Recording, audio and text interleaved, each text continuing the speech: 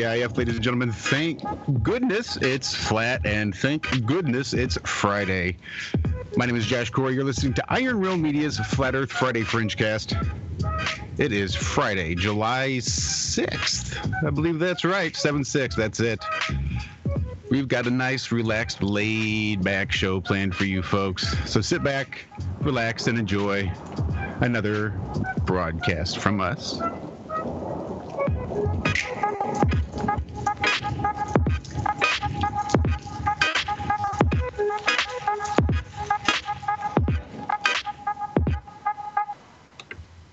And welcome, everybody. My name is Josh Corey. Glad to be with you again. Another Friday. It's been, well, it's been kind of a short week. We had a holy day fall smack dab in the middle of it. So on Wednesday, I guess, was the 4th of July, Independence Day, as it's affectionately called here in the U.S., where people celebrate their freedoms, and I spell that Freedumbs because most people just don't get it. But we get it right here. But we get to shoot fireworks and stuff, so that's we're free, right. They get to blow stuff. So as long as you get to blow stuff up, that's good. And let me just introduce Mr. Walter Johnson. Walt and I had a show this morning over there on Truth Frequency Radio called The Ironworks. Dark and early this morning. Very dark, very early. Very rainy and stormy here on my end. Hope everybody's having a good day wherever you are across the plain. That's it. I heard you started with that, and I'm like, wow, is my mic on that loud? So how was your day? Did you get a good little nap in at least? Actually, I've been for the long haul today. It's been one of those kind of days. I took maybe a 20-minute lay down, just power nap. It wasn't my usual go back to bed. So I'm ready. I'm coffeeed up, got my kratom ready. I'm ready.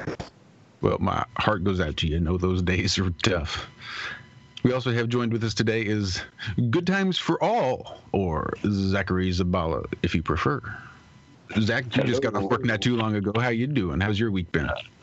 Oh, not too bad. It was like you said, a holiday week. So all the people that sit on their butt and do nothing got to go and take off the holiday, while all of us measly, lonely workers had to keep the factory running. So it's always nice when the cat's away, the mice can play. So we didn't get a whole lot done. Had some fun. Got paid for it. So I'm not going to complain. Well, and good on my you. My garden is loving the weather. I got to throw that out there. It's been hot and humid, and oh man, it's just booming right now. So life is good. I can't complain.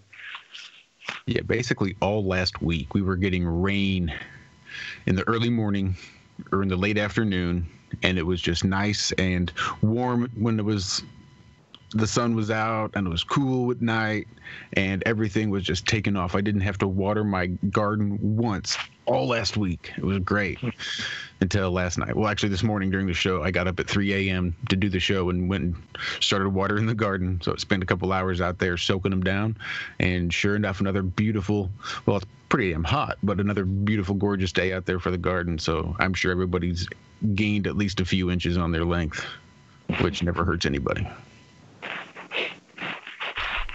We are also joined by Mr. Adam Meakin. I've got tablets for that. It's a little blue. Too right. Evening, guys.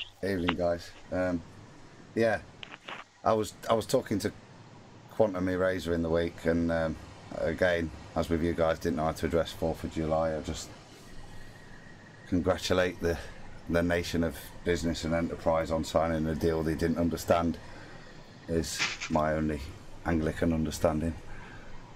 And see, that's probably in question as to how much they understood. I mean, many of them were, attorneys for the crown. I think they knew full well what was going on, but take that for whatever it's worth. I think that's a deeper and more correct insight, Josh. And last but definitely not least, we have Mr. John Savage. John, how are you doing? How has your week been? Oh, thanks for asking, Josh. I'm just so chilled. I'm so happy. I'd personally like to thank Adam for that. I'm looking forward to a nice, calm show. On the weak side, I removed the hot water system out of the house. And chopped it up today. So yeah, there's no going back. Should be interesting. I think it's going to be really interesting because what you've undertaken is no small task, and I applaud you just on your energy consumption. The fact that you've gotten so much off the grid, and you're not even down to your target goal yet, and you've already cut it by half. More than that. When we started, we were on an average of 33 kilowatts a day. And I don't know if that's good, bad, or ugly, but we're now down to an average of about 15 kilowatts a day. So, yeah, chuffed on that one. But yeah, that's the whole heating system and all of that is, that's heating hot water and that wasn't really part of the deal.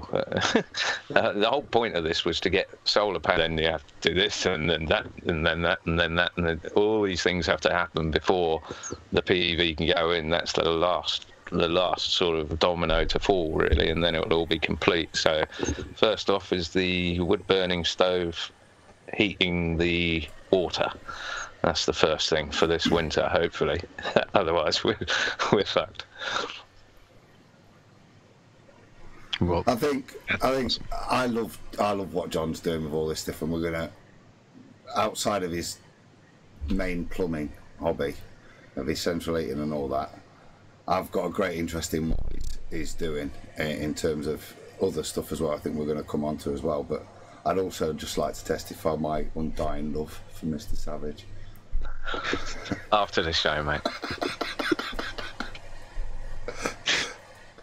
Yeah. So yeah, no, it's wicked shit, and that what you're doing there, mate, more seriously, in terms of the way you're integrating different bits of spec and put crudely bastardizing them into something more than the sum of the parts is really interesting, and I think when it's up and running, that's worth a show in itself, mate. But yeah, let's not count our chickens before they've hatched. Yeah.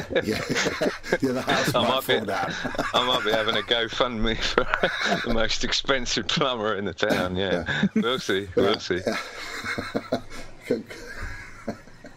And it does leave something for us to discuss later, because our show is sort of themed, right? We do have sort of a rainwater theme, because not only are you getting off the energy grid, you're sort of getting off the water grid too, and you're trying to collect some rainwater. So in that vein, I was listening to our buddy Zach here last Sunday, because on Sundays he likes to read from his alchemy book, because Zach is our resident alchemist. And I was listening in at work, and he started, Zach, correct me if I'm wrong, chapter 7 of your book, correct? Correct. Waterworks. Go. And he started talking about rainwater. And the things that Zach was reading was first, sort of confirming things that I already knew. Then there was some information that just totally blew my mind and opened me up. And then Zach started saying some things that I still don't believe it. Yeah. Made me think of those little sponge animals that they would jam into the gel caps. So you'd throw the gel cap in the cup of warm water, and the gel cap would melt away, and poof, this big animal would pop out of the water. Well, that's what I was picturing in my brain, because he was talking about some things that just seemed completely unbelievable. So because of what John's doing on his end and what you're talking about on your end, I sort of saw the common thread and thought, what a great way to sort of combine what you guys are both doing and bring it together to the show, so we can all kind of cuss and discuss and see what's going on with it, because I think everybody that didn't hear what you were talking about on Sunday needs to hear this information, because we really know we've got the rundown on, like, distilled water. We understand what water is with a minimal of total dissolved solids, right? So it's just water. We get that. But the things that he's talking about, I think, just try to catch everybody up if you can. Let me stop rambling and you take it away and try to just do maybe a little recap of Sunday. All right. I went through my book and I went ahead and highlighted some parts that I thought were just crazy, really. First off, it just talks about water a little bit. It says how water is a strange creature. It is the only substance on our whole plane that exists in a solid, liquid, and gas at the same time under the normal range of temperatures and pressures here on this plane that we experience. I thought that was worth mentioning. I didn't know if everybody knew that or not. But yeah, water is the only one out of all the elements, any liquid out there, or anything out there that is, we can find in all three: liquid, gas, and solid. And I don't think I knew that before I read that in this book. I might have heard that in school. If I did, I forgot it. Yeah, and I used that example about the frequency of water being like the different frequencies, solid, liquid, and gas, is how frequency can affect matter. But I've never put that together myself. That's insane. That's awesome. Yeah, and I don't know if that's 100% accurate. Like I said, this is coming from a book. But as far as I know, yeah, that's the only thing I can think of that is. Yeah, I'm like running that all through my head now, and I can't think of anything else that's like that. I think I would say, from my bit, it's water has a strange property to. I think if you go back to kind of GCSE physics and stuff, it has this strange property to accept what's called, I think, the latent heat of, in this case, vaporization. So it for some reason is acting individually with, if you analyze that, it's acting individually and accepting energy in a more free way than other molecules, is the only way I can link that to. Like a universal. Yeah, it's triphasic, so it does exist. I mean, it undergoes all sorts of strange properties. When you're talking about its molecular states in terms of a gas, we all understand a gas. Gases are big and airy and fluffy and take up the most space. But if you then look at a liquid and a solid, you would expect a liquid to take up the next most space and a solid to take up the least dense, because the particles are more compact. And unlike any of the other kind of standard models with regards to this, water is very strange in its behavior, in that, oddly, when it's in its solid state, ice, it takes up more space than it does when it's in its liquid state. I don't know how much geeks you want to get into that sort of stuff. Yeah, I've done experiments where I've cracked things with expansion of ice and stuff like that back in the day, playing around as a kid. Well, yeah, we see it in the road every day, or every year in the wintertime. If you get really cold enough to freeze water, the water will drip down into the cracks in the road, and then they freeze, and it makes the crack bigger. We have that trouble around here every year, living in the northern. The standard excuse for that would be it's very thermoconductive. But like you say, you've got to. There isn't a great deal of explanation as to why it has such great thermo and, more importantly, electroconductivity as well, which is something else that is confounding about water. It's H2O, but it's not. It's OH and H+. So it has all sorts of strange, nonsensical properties.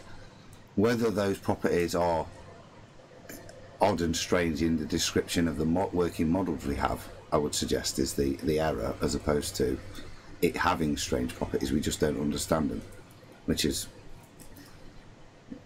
the interesting bit that you're kind of that'll allude to. There's just one bit I want to just give a zetetic test to with regards to that. Everybody can go and do. Go and put a bit of ice in a glass, fill the glass up with water so it's to the brim, and wait for the ice to melt and it overflow.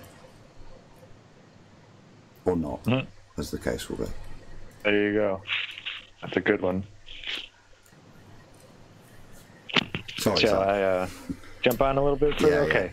And then it gets into how the sun is the source of everything. It is your vital energy throughout the place we live. It's where we get they call it the universal fire. It's different than just saying fire. When you say universal fire, you're talking about the source that is creating the sun and in turn creating everything. So it's the one. It's, creator. It's whatever you want to call it. God. They call it the universal fire. And they say this is an alchemist's secret fire. This is where an alchemist understands certain things that other people just don't get. And it all has to do with being able to capture this fire in different ways. That's the whole bit of alchemy. And when the easiest way to capture it is in the rain or the dew in the morning. It collects in the rain, and it's hard to believe some of the stuff that they say in here. Okay, I'm going to read this. Well, so you're making me remember something I used to know about either the Cherokee or maybe it was the Blackfoot that would take these like mud, areas, clay basically, and make a flat thing, a plate that would evaporate water in such a way that it would actually make ice, like in areas of the desert and stuff. But the evaporating areas, the evaporating power of water is just I've actually got one of those little towels that you snap and it makes that real cooling thing happen. I couldn't believe it. My son got one first, and I'm like, you're crazy. That's not going to work. And he did it and put it against me. Man, it felt like ice. I'm like, that's crazy. So now I have one for my little Waltz. Sorry, I didn't mean to interrupt you. Go ahead. No worries. Okay, so it says that as the universal fire, it hits our atmosphere, it condenses in the air, and then is carried by it. Now, as the air fills up with moisture, all that universal fire in it condenses. And then it turns into water, of course, and then it starts to rain. Now, this water, charged with this secret fire, they call it, that universal fire, is also a universal mercury. Now, remember, mercury is your spirit. It's what you can use to break down your animal, mineral, or plant, and then later on combine it. So, and what it's saying is, as this rainwater is falling, it becomes determined for use to a particular kingdom. So that's either the plant, the animal, or the mineral kingdom. When it hits the earth, if it falls on a plant, it will then become one day a plant. It is determined to the vegetable kingdom. If it is touched or drunk by man or animal, it is then determined to the animal kingdom. And if it strikes the earth, it is determined to the mineral kingdom. Now that just kind of blows my mind to think that the rain falling, if you could actually, that's what it says in here, if you can collect it without letting it touch any of those things, having it touch like plastic or something like that and collect it, you could actually control what this rain is going to become by introducing it to something. Wow. Zach, that's kind of spot my brain sideways. And it comes to what we'll discuss later in terms of John's rain collector.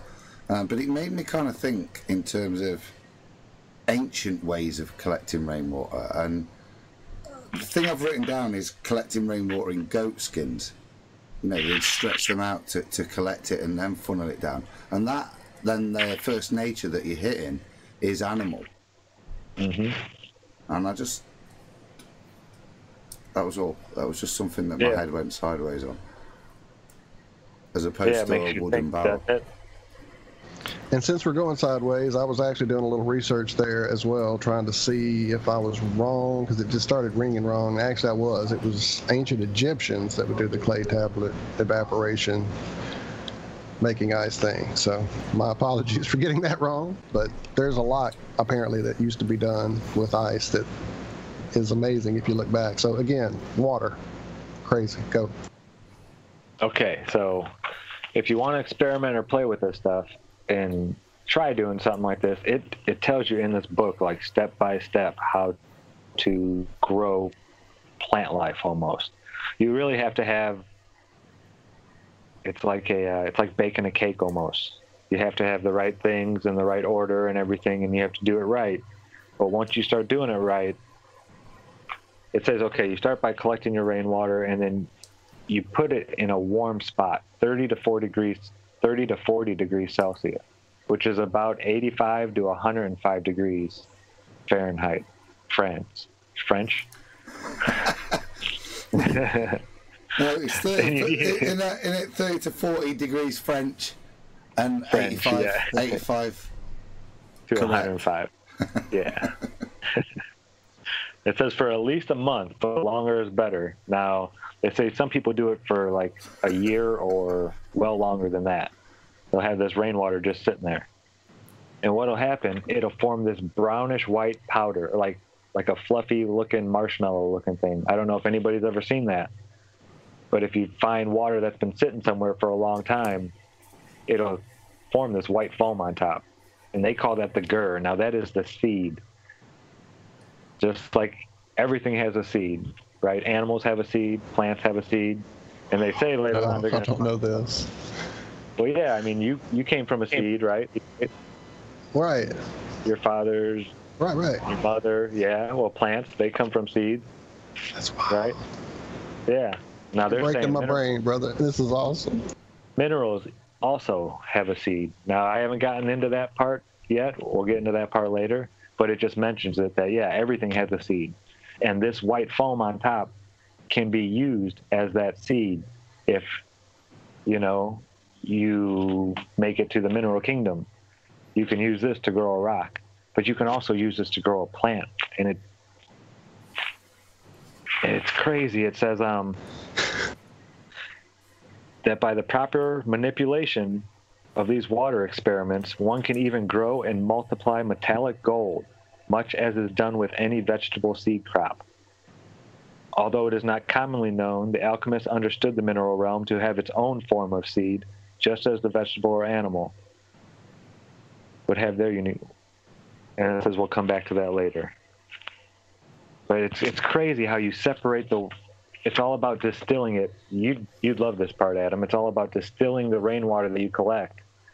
You separate it, and then you distill it, and like the first third of the distillate is saved as this type, and then the next third is saved as this type, and then the last third is saved as another. And you build these 12 different things, and you can combine all these things to grow stuff with. And that's what the book says, at least. I haven't tried any of this yet. I plan on it.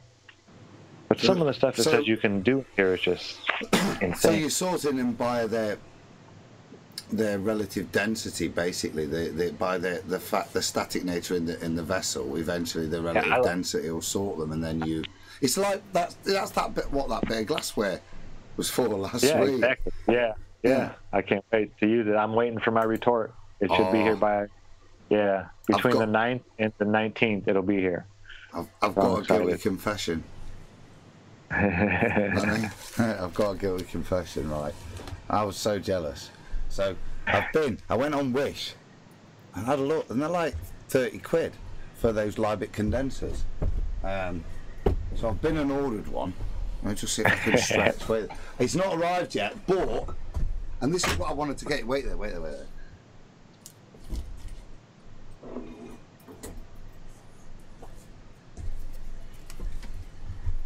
So, I'm back. Sorry, dude. I ordered these as well. Some nice clamps. You know, for holding your round bottom flask. Mm-hmm. And then a clamp. Yeah, for that's what I'm waiting on.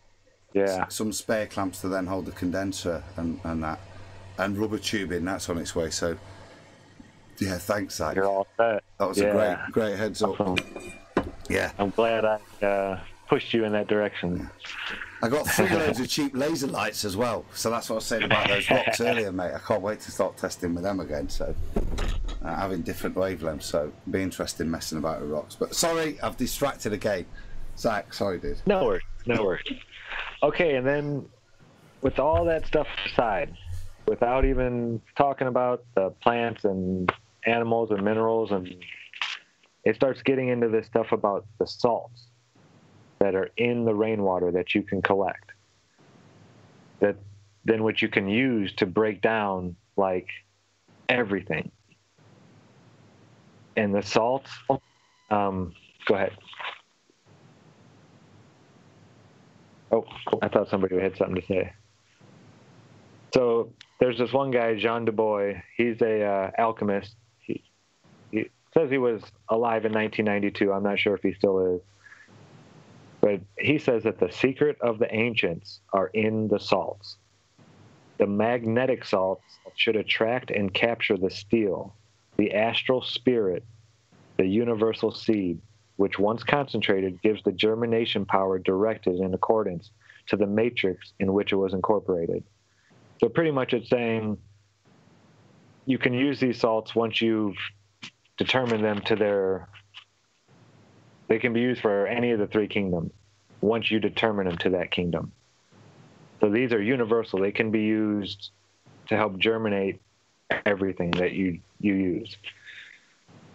Now, Isaac Holland, he wrote The Hand of the Philosophers. I think it was 1600. Don't hold me to that, though. And there are, I forget how many. They just say an assembly of important salts in alchemical works. Now, we've all heard of these. There's potassium nitrate, which they call it niter. Ammonium chloride, which the alchemical term would be sal ammoniac. Copper or iron sulfate, which they call vitriol. And then aluminum, which is potassium aluminum sulfate. And then even common table salt, sodium chloride. You can gather all of these from the air, or from the water, and the dew in the morning. I didn't know that. I had no idea where they came from, really. I never even thought about it. But yeah, you can make them from the air. There's some interesting molecules, mate. Yeah, isn't it? Yeah, I've just written them all. You got potassium nitrate, ammonium chloride, copper sulfate, iron sulfate, and potassium aluminium. Potassium aluminium sulfate was the one I was trying to draw. What? I'm gonna have to look that one up. That one's interesting. But there are. And this is from the 15th century. He wrote about this stuff. Sorry. Yeah. Thanks. That's Isn't that crazy? So he's saying that there's a concentration of this within the rainwater. Well, I don't know if I marked that part down. He gets into it. You have to gather like a ton of rainwater to get about between a half of an ounce to maybe 3 to 4 ounces of this stuff. Right. It would take you distilling a ton of rainwater. Okay. So it's a lot of work. John, you know, you'd probably concur with that with regards again to your measurements that you've taken with your water button stuff. Is that right? What were the parts per million that you're getting? From fresh rainwater, I'm getting 25 parts per million, as opposed to tap water, which is over 300. So, but I mean, water, I don't think we've even come close to understanding what water is, how it works. I mean, I don't know if you guys are familiar. I think I mentioned it before. Victor Schauberger. Any of them? Anyone ring a bell with that? There's a documentary out there called The Extraordinary Nature of Water, and it's I'll come back to it later. But the whole thing with alchemy is, I love it. I think it was in the first page that you read Zach in your garden that I've only just finished listening to. It's about 2 weeks old. The way they describe it, he's basically saying, you know, test it, hashtag test it, basically. Mm-hmm. You know, he's like, you know, don't take this from me, go and do it yourself. And that's the part about the alchemy that I like. But on the other hand, I also hugely cynical that anything of any value would be allowed to get into a book and be on the open market. But then again, you know, look at Rowbotham's book is out there, and it's a fantastic book. I don't know if I don't think alchemy has the same sort of ridicule. Certainly not on the level as for Flat Earth, that's for sure. But yeah, I just find that it could be 90% correct, but I mean, with alchemy, if you've got the wrong substance, as opposed to, or you've got the wrong process in one step, then you know you could be pissing in the wind, sort of thing. So yeah, so interesting though. But I think we've got a lot to learn. Oh yeah, that's what I love about it. It says you have to. Being an alchemist isn't theory. It's not just knowing the theory. You have to practice at it. It's like a practice thing. It's just like anything else. You can go and read on how to play a guitar and read every single book on it in the world, but that doesn't mean you're going to pick up the guitar and just start playing it. It's just like anything else. You have to practice at it. Good analogy.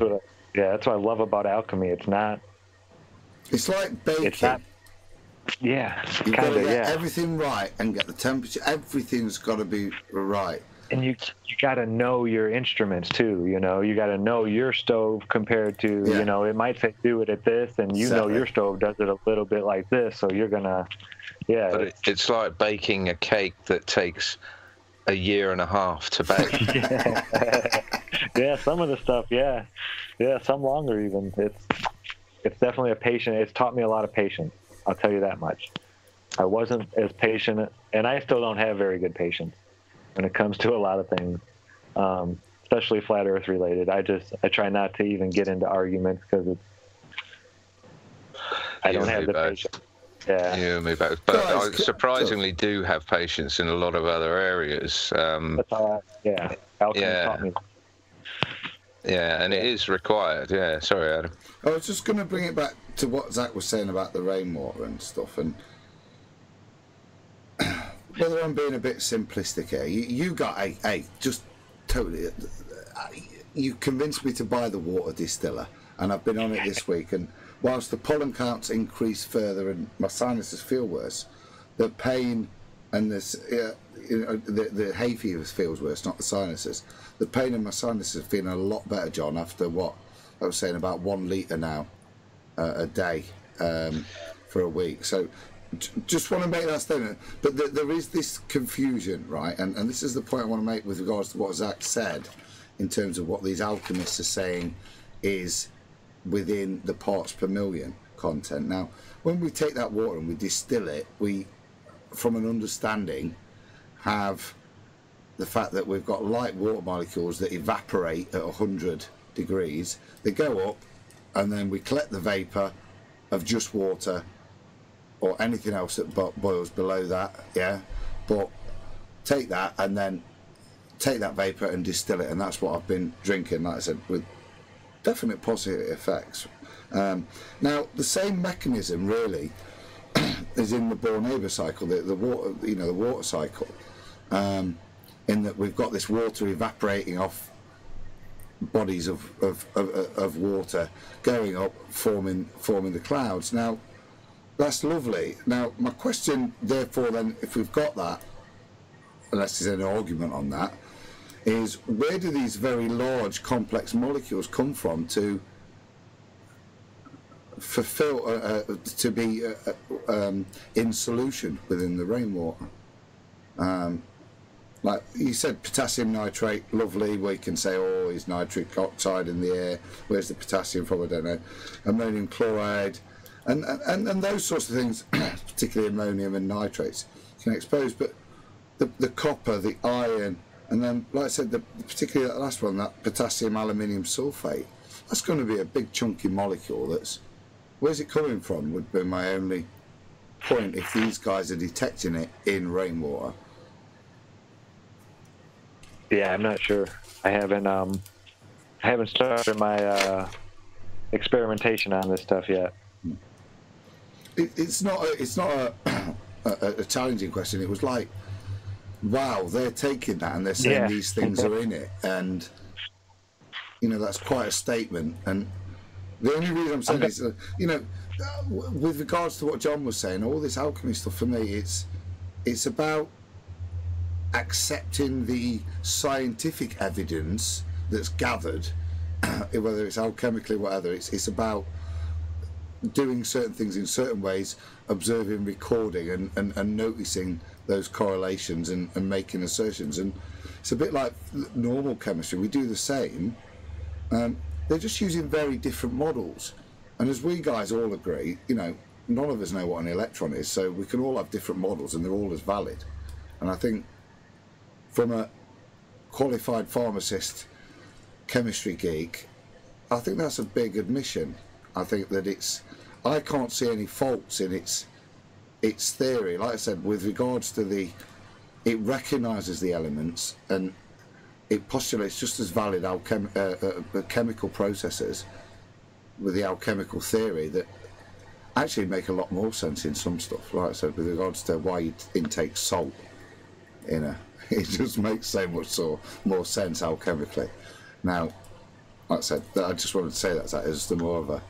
Is it something you're going to get into then? Because you'd be obviously probably the perfect person who's capable of letting go their indoctrination and opening your mind to doing it. Why are you two giggling? I hope I've done the latter already, of opening my mind at least a little bit. But yeah, I mean, that's what I'm buying all this extra stuff for, because that's just, I want to do some transplane experiments as well and just see what we can get, and I think that'll be interesting with the different intent naturally between those two guys that will go into those two products. And I think that's a great scientific experiment, especially if we can follow same process and stuff. So there's all sorts of stuff. I'm getting geeky about it, John, and I'm getting interested because it's, like I said, it comes out of making that medicine for my dad, and I did a lot of experimentation with less exotic herbs to refine the process and also distill in other ways. And what I didn't do was the alchemical way, and I found that really intriguing, is the production of tincture, which is the sort of spagyrics way. Yeah. Well, the more I look into it, it's more the way old pharmacists in the 1900s used to work. Like I say, I've got old BNFs where they're all tinctures, tincture of cannabis. Everything is about extracting these things. Tincture of foxglove for treating ticky hearts, etc. My flippy heart, it didn't need drink. The Rohit lady. Do you know what I mean? But it's to me, it's really opened my mind, and already just in this because as a pharmacist, it's really, really interesting to see the shift in paradigm of how you view things. But like I say, when you look back historically and look at where your profession came from, this is the foundations of it. Yeah, absolutely. And even the grandfather, the Paracelsus, he was pushing for all the chemists at the time, right before they made chemistry, an official science, to try to take a little bit of the spiritual with them. He was pushing for that, and they wouldn't have it. They didn't want anything to do with it. He was trying to tell them all, and they say he died, I think, drinking poison or something like that. They say he might have been murdered. I forget. It's in the history part of this book. I'll look it up when we're done talking about it and on to something else. Do you guys want to see a 6-minute video, a clip from Victor Schauberger film showing a guy getting electricity from water. That may be what I was about to ask everyone else about, because I watched some kind of documentary. This had to have been maybe a year before I started doing flat Earth research about water having memory and water being able to produce electricity, and that may be the same thing. So yes, I would love to see it.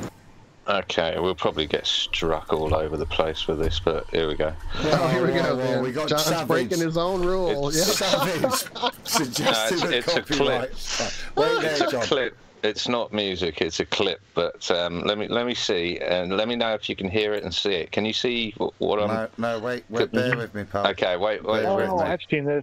I've seen Waterloo do this. I'm gonna do this one. Yeah. Yeah, I was just going to say this John? is perfect for you guys to actually recreate, because it's plumbing, and it's hypodermic needles, it's homemade stuff, and it's little sparks, electricity, all sorts. Can you see it? I'm going to use 55-gallon drums though, metal drums. Mine are going to be huge. I'm going to make some metal. Yeah, I'm going to make some juice. Okay, should I play it? Let me know if you can hear it. Can you put it to full screen, John, for me?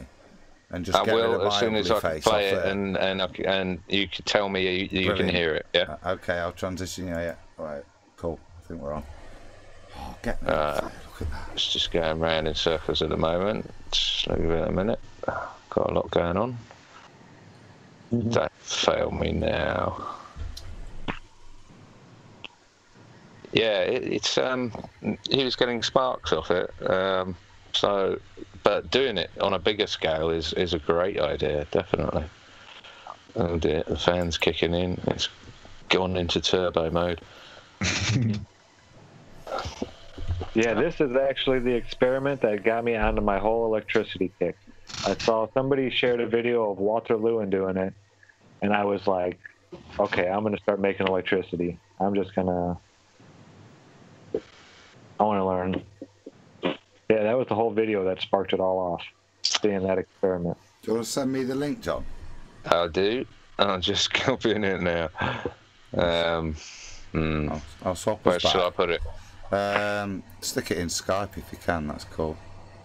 Okay, let me stop sharing. Turn your spectrum off. Goodness sake. Is that me? Who's that?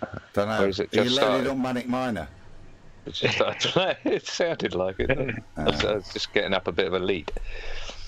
It's because you're using that dial-up access, John. Okay, I'm going to mute that. I'm going to stop it. I've just sent you the link, Adam. Cool. It starts 7:35. Right, send it there. If you carry on, Zach, then I'll find it and get it set up. Yeah, give me 2 minutes. It's in the Skype chat. Cool. So, but yeah, start about 7:35, something like that. All right, you carry on, Zach. Oh, I was going to ask you, Adam. These salts that we're talking about. Yeah. Can you put them on something and make it so they cannot go back to how they were? Or like alter it in a way that it can't be revivified to what it once was? I mean, if you think of something like, I'll take the top. I'm winging it here, pal. So nobody bitch at me for whatever I'm just thinking. If you've got a concentration of something like potassium nitrate or ammonium chloride in solution in rainwater, and it hits rock, then it's going to react. You've got bases, you've got alkalis, yeah? Now that's going to react and form different chemicals that will then become different salts within the water based on it hitting the rainwater. Now, if it then hits, as I said, goat skin, there's going to be different fatty molecules within goat skin that's going to be different to hitting stone. Now, those small acidic base reactions that may occur based on all these different molecules will then yield slightly different molecules as composite salts within the rain solution. Does that make? I've just made that up, but yeah. I think that makes sense. That does. That makes sense. Yeah.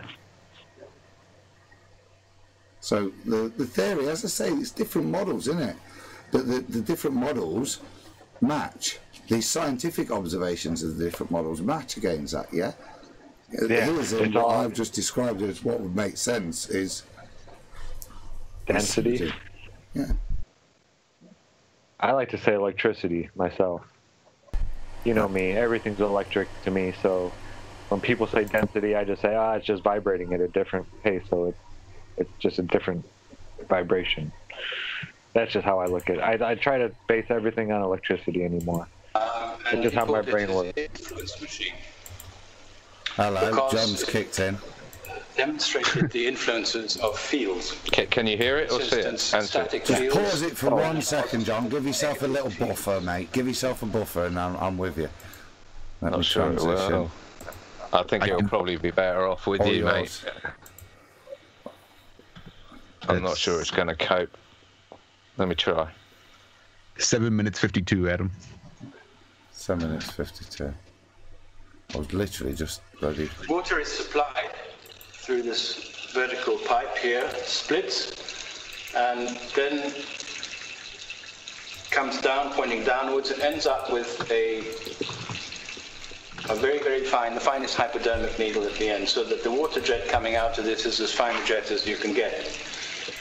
Inside this cylinder is a cylinder of brass in order to collect the charge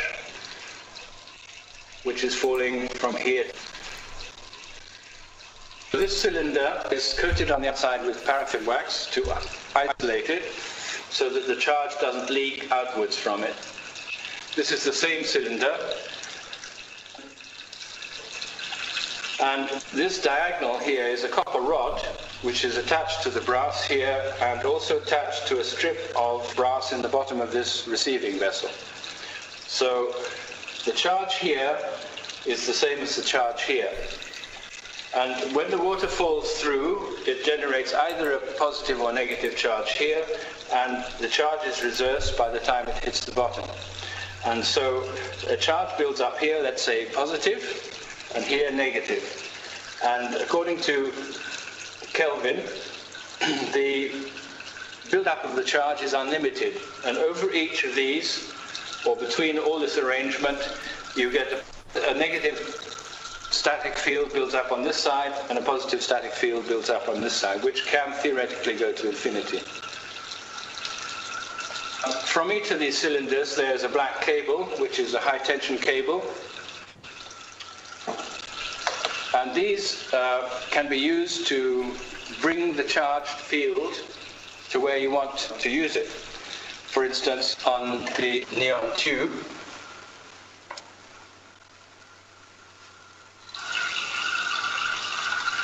and on the electroscope. To demonstrate the charge in falling water, the charge is transferred to the inside of this, causing the foils of the electroscope to flap. There's a charge which is transferred inside without even me touching it. And if I touch it, then it's quite strong, and it'll go on flapping like this.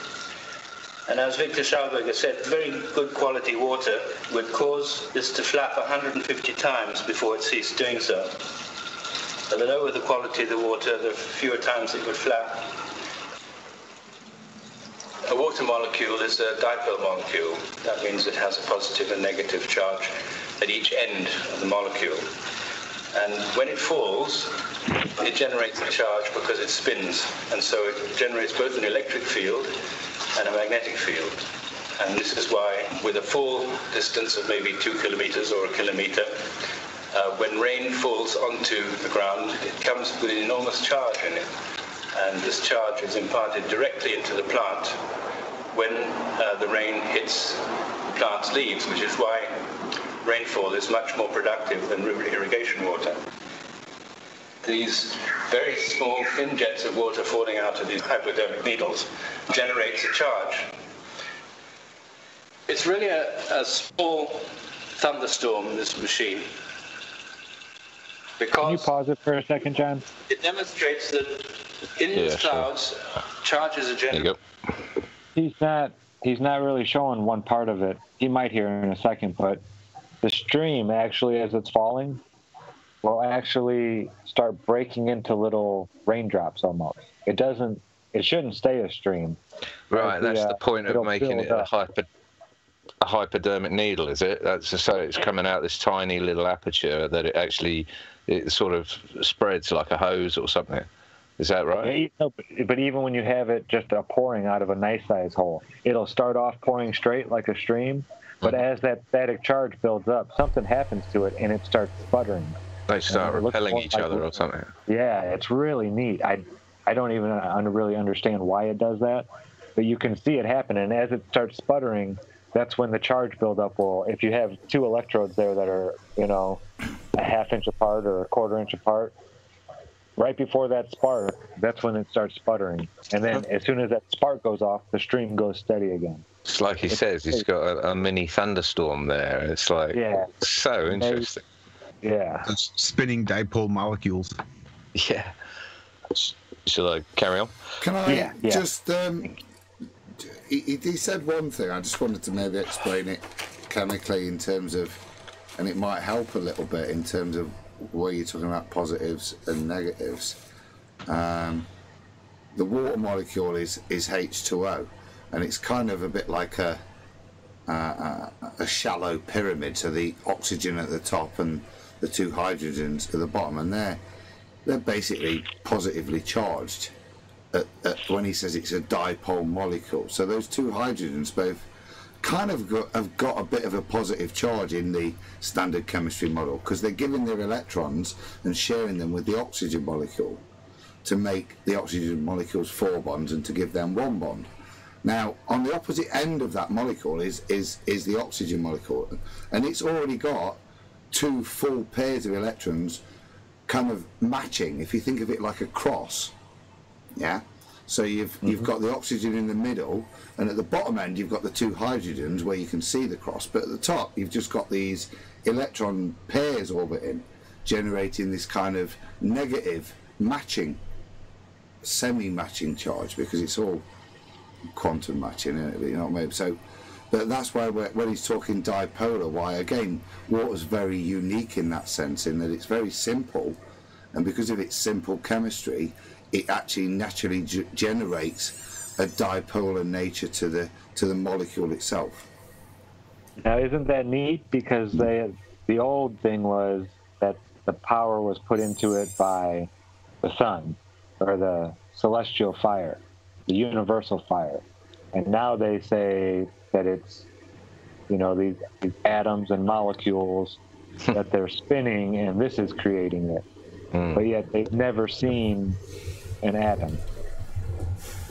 Now you mention it, the sun probably does make a hell of a lot more sense, doesn't it? The sun and moon circuit. Yeah, exactly. It's kind of, it's not the same, but it's not exactly different either. I don't know.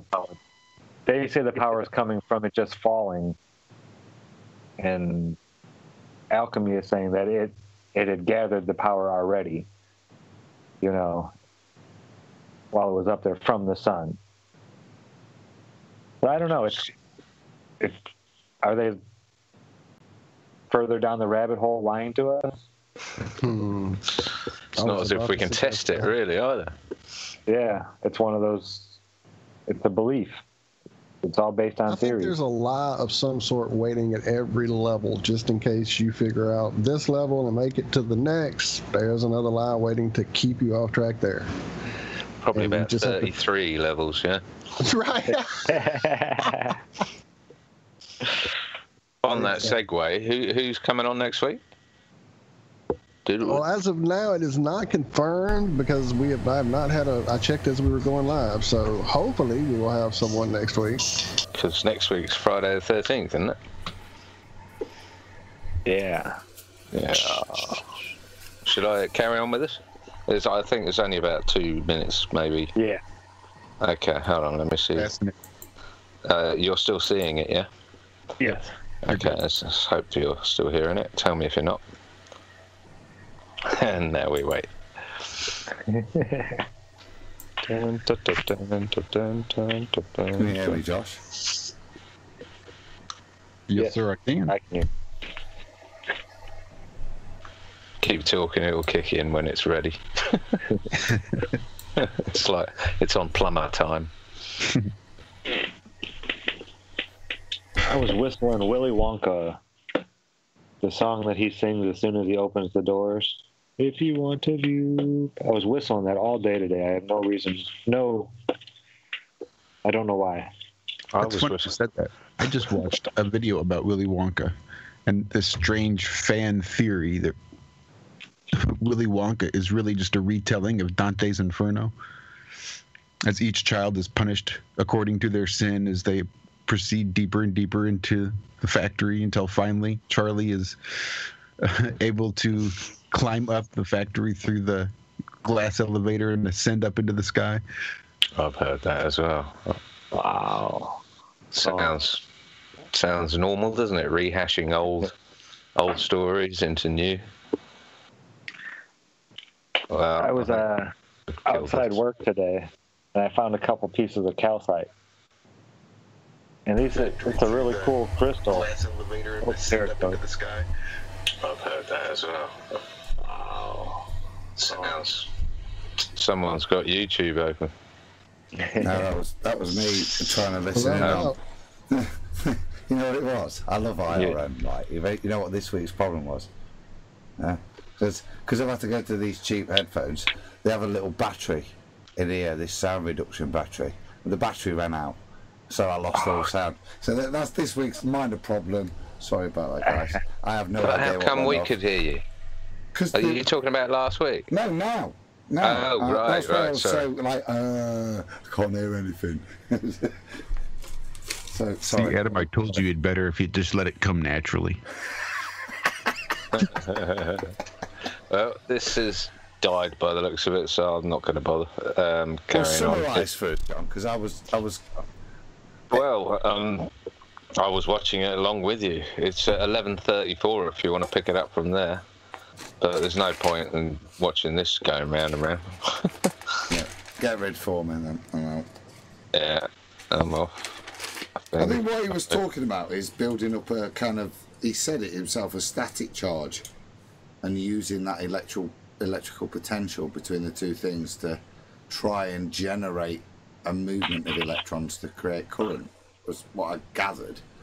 Is that what you understand from it, Zach? Yeah, pretty much. The static charge builds up, and then it said it was, didn't he say something about it had unlimited potential? Yeah. But, I mean, depending on how far apart it was, it would just keep building up until it discharged somehow. It would probably discharge up near the top before it actually jumped, 300,000-400,000 volts, something like that. I don't know how good that paraffin wax was going to cover all the edges and all that kind of stuff. Electricity is funny. It is. It's alive.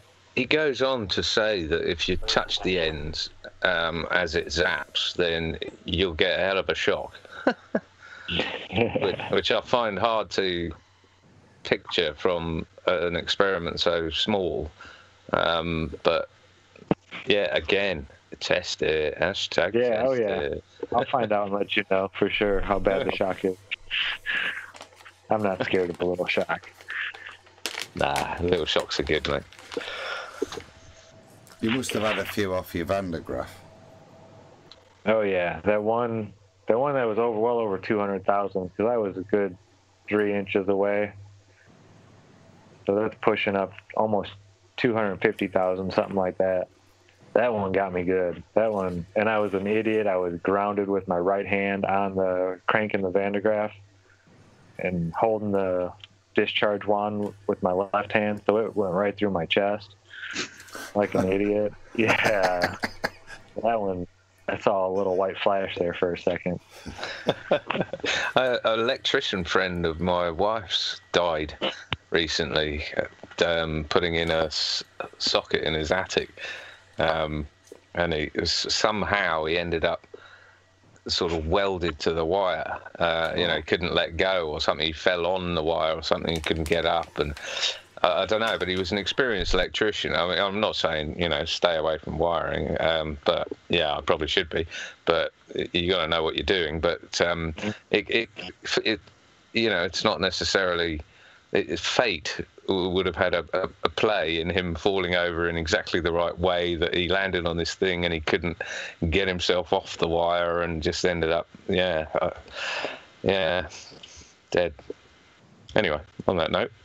Yeah, electricity is, it's very unforgiving. That's for sure. You don't get to make too many big mistakes with electricity. No, I've stuck screwdrivers in plug sockets when I was very young and seen my arm light up and get sort of, I could see the bones through my arm. Still picture frozen in my head now. I was only about 10. But yeah, that was off 240 volt mains. So. Oh, geez, Pete, man, you're lucky to be alive.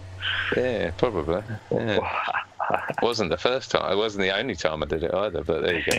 We used to play a game of chicken, like in the subways down on the estate. So you go like. In the underpassages underneath the road, there'd be, cheap council lighting that had got smashed up and that, and all the wires hanging out. And we'd often say, how long can you hold on to the two wires for? I don't know what voltage. I'd probably try, but we used to, we stood there in the subway, seeing how long you could. I remember that explains so much, Adam. Happy days as a child. I remember going canaling and just sort of jumping over a few fences at the side of the canal to go wandering, and the electric fence at the top of one of them threw me right over the fence, into the field I was going into. I don't know what it was. It must have been.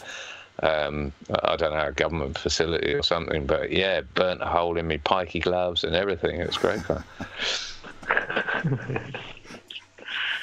We were talking about water, weren't we, before we got on to electrocute ourselves? But do you know that feeling when you get zapped, Zach, when it seems to be like you lose feeling in your hand, or it travels up your finger, whatever it's hit, and you, in the whole of your arm, you just sort of, it just goes numb. It doesn't necessarily hurt. It just sort of, and there's a big flash of light or something, like you said, like the white light, or a crack too. A crack, yeah. But your whole arm just sort of goes numb, and then just tingles afterwards. When you almost sort of, like you sat on it for a while and it fell asleep. Yeah, absolutely. I don't get the needles when it comes back. No. It almost kind of aches. It aches a little bit as it's coming back, so like you can feel it again. Because I've been zapped at work a few times with a spark gap. Do you want me to get geeky? Yeah, geeky. Go for it. So the way I'd kind of summarise it is that all of these, when we think about neurotransmitters and synapses and all these sorts of things, all these chemical things that we're talking about basically create different electrochemical voltages across the membrane. Okay, so when you then just transfer a shitload of voltage which overloads everything goes into spasm, everything responds to everything because you don't know what's going off. So that's why you get that rigidity and intense pain and sensation. Yeah, that makes sense. Yeah, where I work, we use more electricity than anybody else in the county. Over $1 million worth a year. Yeah. Yeah, we have some engines, they're motors that are like, I forget, 400, 500 horsepower electric motors. Just enormous. They're running huge machines. I mean, big giant pieces of steel that are, 8 inches in diameter and 30 feet long. And they're cranking them like a screwdriver real fast, these motors. Wow, that sounds like a sort of cruise ship engine. Oh, it's amazing the amount of power that they put out and how hot they get. You could fry eggs on them all day long. Crazy. Wow. Yeah, all kinds of electricity. My fun with electricity was when I managed a video arcade at the end of the whole video arcade life cycle, and was learning how to work on the games, and learned really quickly how to discharge a CRT so that I didn't get knocked across the room like my area manager did. He told that horror story to everyone many times, and about the feeling of just being brain dead for about an hour afterward. Just, yeah, he was lucky. He made it.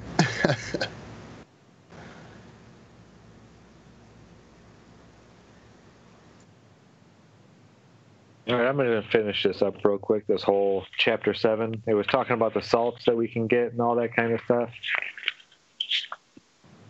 Mm-hmm. It goes through a bunch of different ones that you can make and different things. I'm not going to get into the how-tos and how to make them and all that. But it says that the salts are keys. They open the chest wherein the treasure lies, but you must be sure to take the true key. Otherwise, you may spoil the lock and not open the chest. That's what I was asking you, Adam. If you use these to try to, I don't know, I guess once they get set to a certain realm, if you try to use it on another realm, maybe it doesn't. I don't know. I'm not sure I understand what that whole little riddle says there. Have we lost people or something? I'm contemplating that, actually. Mate, those sort of questions, I'm looking at you for answers. Like, genuinely, I'm embarking on this with an open mind. I've got no issues. Nothing's jumping out at me, making it obscene from my pre-programming. Do you know what I mean? So, look, I think you're ahead of the game, mate. So, you know, stuff like that, I think you bring more than I have any idea about at the moment. I'm learning from you. Like, you know, what you've talked about tonight's been fantastic. And I will promise you that I'm going to try all this stuff. I'm going to try and grow a plant out of nothing but rainwater. I've already got my setup. Mate, right, you know, on about knowledge you're giving, let's just give you a shout out, bro, because like I'm guilty. I missed the broadcast this week. It weren't good timing for me on Sunday, but you gave that reading in fantastic detail, and we've kind of chatted about it and stuff, and a bit of understanding ourselves. But you're doing this every week, aren't you? Do you want to just explain what you? Oh yeah. Well, the reason. It's not going to be just this alchemy book either, but the book I'm covering, it's called Real Alchemy, A Primer of Practical Alchemy, by a guy who is still alive and teaches a class out in the state of Washington here in the United States. His name is Robert Allen Bartlett. He has a alchemy school. I'm going to try and get a hold of him, actually. But I just feel that this information and this knowledge, this alchemy, it has been hidden from us this long for a reason. It's just like numerology, and it's just like astrology. It's just like all these things that, you know, they say billionaires pay attention to. It's kind of it's not, I don't want to say it's science either. It goes out of the realms of science and things you can measure, and more into the realms of the, you know, the unknown. But it's still, you can yield results doing it. And I just want to show people that it's not hocus pocus, fairy tale nonsense. That this is where chemistry came from. This is where all the medicine that everybody takes today, it started out from this practice. And I think Zach, do you reckon alchemy has got any roots in homeopathy or the other way around? Do you know much about homeopathy? No. I do, John. What do you reckon then? There's two types of homeopathy, isn't there? There's the very low molecular concentration homeopathy, which companies like Leader and that will use and fulfill homeopathic prescriptions with. And then there's the secondary type, which is your kind of mainstream supermarket shelf homeopathic stuff, which is diluted water. Now, from my training, this is like first year, and I always remember him saying to me, you make your own mind up on it, because some pharmacies sell it, some don't. And as I understand it, it's about constantly diluting and requesting the water molecules to take on the molecular shape of desired atoms and only inflict positive effects. And the more you concentrate it, and I apologize for this crude description, but the more you dilute it, the more powerful you make it. and obviously the mainstream cynicism is that they then take this single drop and drop it in a vat of tablets or whatever, you know, in some of the less scientific stuff. So I've got two types as a pharmacist. Is the stuff, and I've seen animals get better with some of the more ancient homeopathic stuff as opposed to the supermarket stuff that's there, and I've seen animals respond to it. I've seen patients having it. I was lucky enough to work in an area when I first qualified where it's actually in North Notts, in a place called Ilkeston, which was the main production lab for Willida, which was like I said, the main homeopathic producer. But they always worked on not this kind of water molecule stuff, but exceptionally low molecular concentrations, which in some biological studies do seem to have actually outstandingly and nonsensical responses to them. Yeah, that's quite a good sum up. No, that's a compliment. Not everything I say sucks, actually. Yeah. But I mean, my whole faith in homeopathy comes from. It comes from. It's not Wiley. I would class Wiley in the same sort of thing as Holland and Barrett and Boots and all the rest of it. It's the really low level stuff, and they're probably trying to do it chemically and scientifically. They're not following such a thing as the procedures of alchemy and spagyrics and that sort of thing.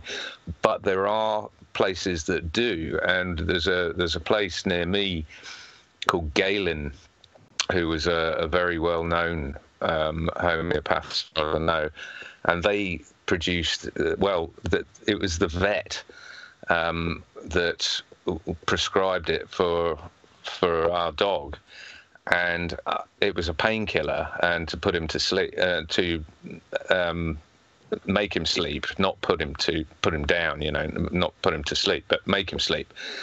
And I was like, yeah, whatever. So I gave him this one little sugar pill, and he was absolutely knocked out for 5 hours at least. And I was just like, well, if this is, you know, how up until that point, I'd read that the explanation for it is placebo. You know, you're taking a pill, so you're having faith in that pill doing something, and your body psychosomatically does what you think the pill is doing.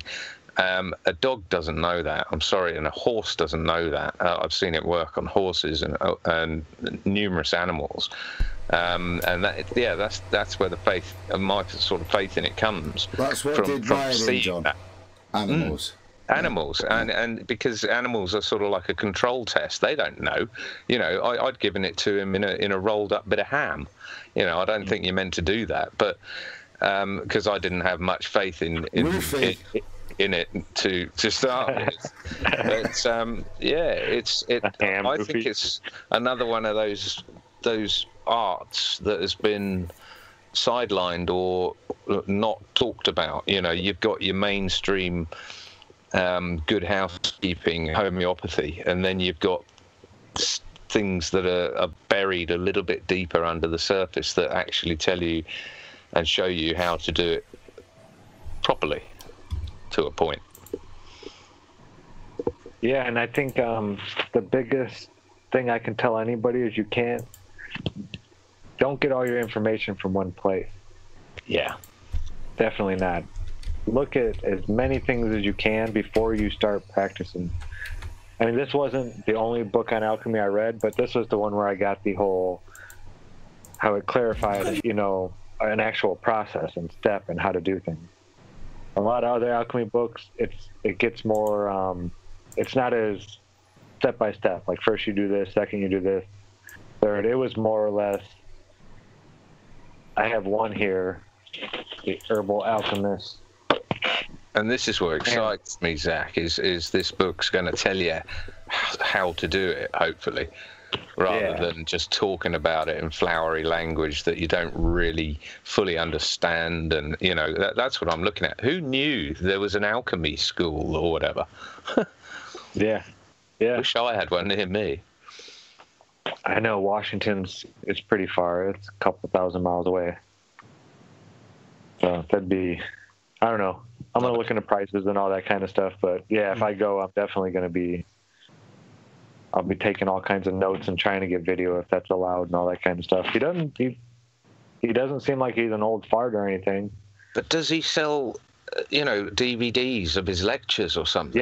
Yeah, he does. He has online classes. He sells all kinds of the stuff that he makes himself, tinctures and spagyrics and salts and. Right. So he is available. It is available to those who are interested. I mean, you would have thought this is some sort of mystery school that you have to be a member of a certain family to gain access, and you know it should be underground.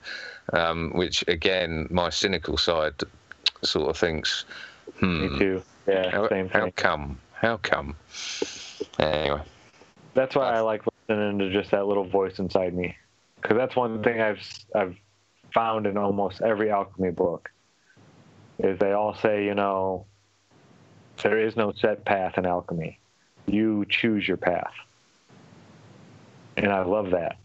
I love that I know some people, they despise that. They want to be told what to do, when to do it, how to do it, in what amount. Mm. You know, and also, well, I was like that, wasn't I? But also the fact that you're reading it and you love the book, obviously, and I can understand why, but you're also not entirely believing it, you know, until you've tested it yourself. So it's important to keep that emotional detachment from it all until, of course, you've got something you can say, hell yeah, this works. Look at mine. And that's the craziest part about it, because before Flat Earth, I probably would have run around not trying a lot of things in this book and just reading it and saying, oh yeah, that's possible because this book says so. And I did one thing in the book and it worked. So, but now, you know, Flat Earth has kind of taught me that you test everything. Mm. You test every single, you go back to the very beginning, the very first test that someone had to do to start this whole process. And you start there and you do that test. Yeah, I agree. That's why we're sort of, I mean, it starts with the basics of water, doesn't it? I mean, something that we're so familiar with that falls out of the sky, that bubbles up from the surface. And yet, really, we don't know what the hell it is. We don't know what its capabilities are or its properties even. It's ridiculous. Yeah. Some people may know, you know, but they don't share that with us. Oh, yeah. Yeah, definitely. But that's what alchemy is all about, is about understanding that stuff. Sorry, Walt. No, it's fine. Here in South Louisiana, there's a tradition locally of seeing a person who can heal and give you these types of old knowledge called a traiteur, like treater in French, I guess, essentially, or Cajun, if you will. And many things that I've heard people get from local traiteurs over the years as, you know, healing. It always starts out with some kind of water, stump water, or, I mean, and that literally is the kind of stuff it is. Like you hear the old, you know, like on the Beverly Hillbillies or whatever. Yeah, I was just saying Beverly Hillbillies, Granny. Right, exactly. It's that kind of stuff, and they've been using it for, generations, and it's definitely dying out around here. In fact, I can't even remember the last person that still. Man, maybe I do know one, a little more north of here, actually. I wonder if I can get in touch with her. That's interesting. Let me look into that. I may be able to find somebody we can talk to, actually. So, but the one that was here in the local area, she passed away years ago.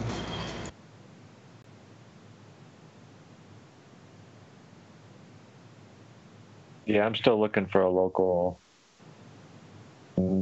medicine person. Yeah, me. So to say, I'd like to learn hands-on from somebody, and actually get to watch them, and sit there and point and say, "Look, see how it's bubbling right there? You don't want that. You move the flame further away, or blah blah blah." I want to be an apprentice. I want someone to show me. Yeah. Work. It's like learning to cook or whatever, and working under a really good head chef.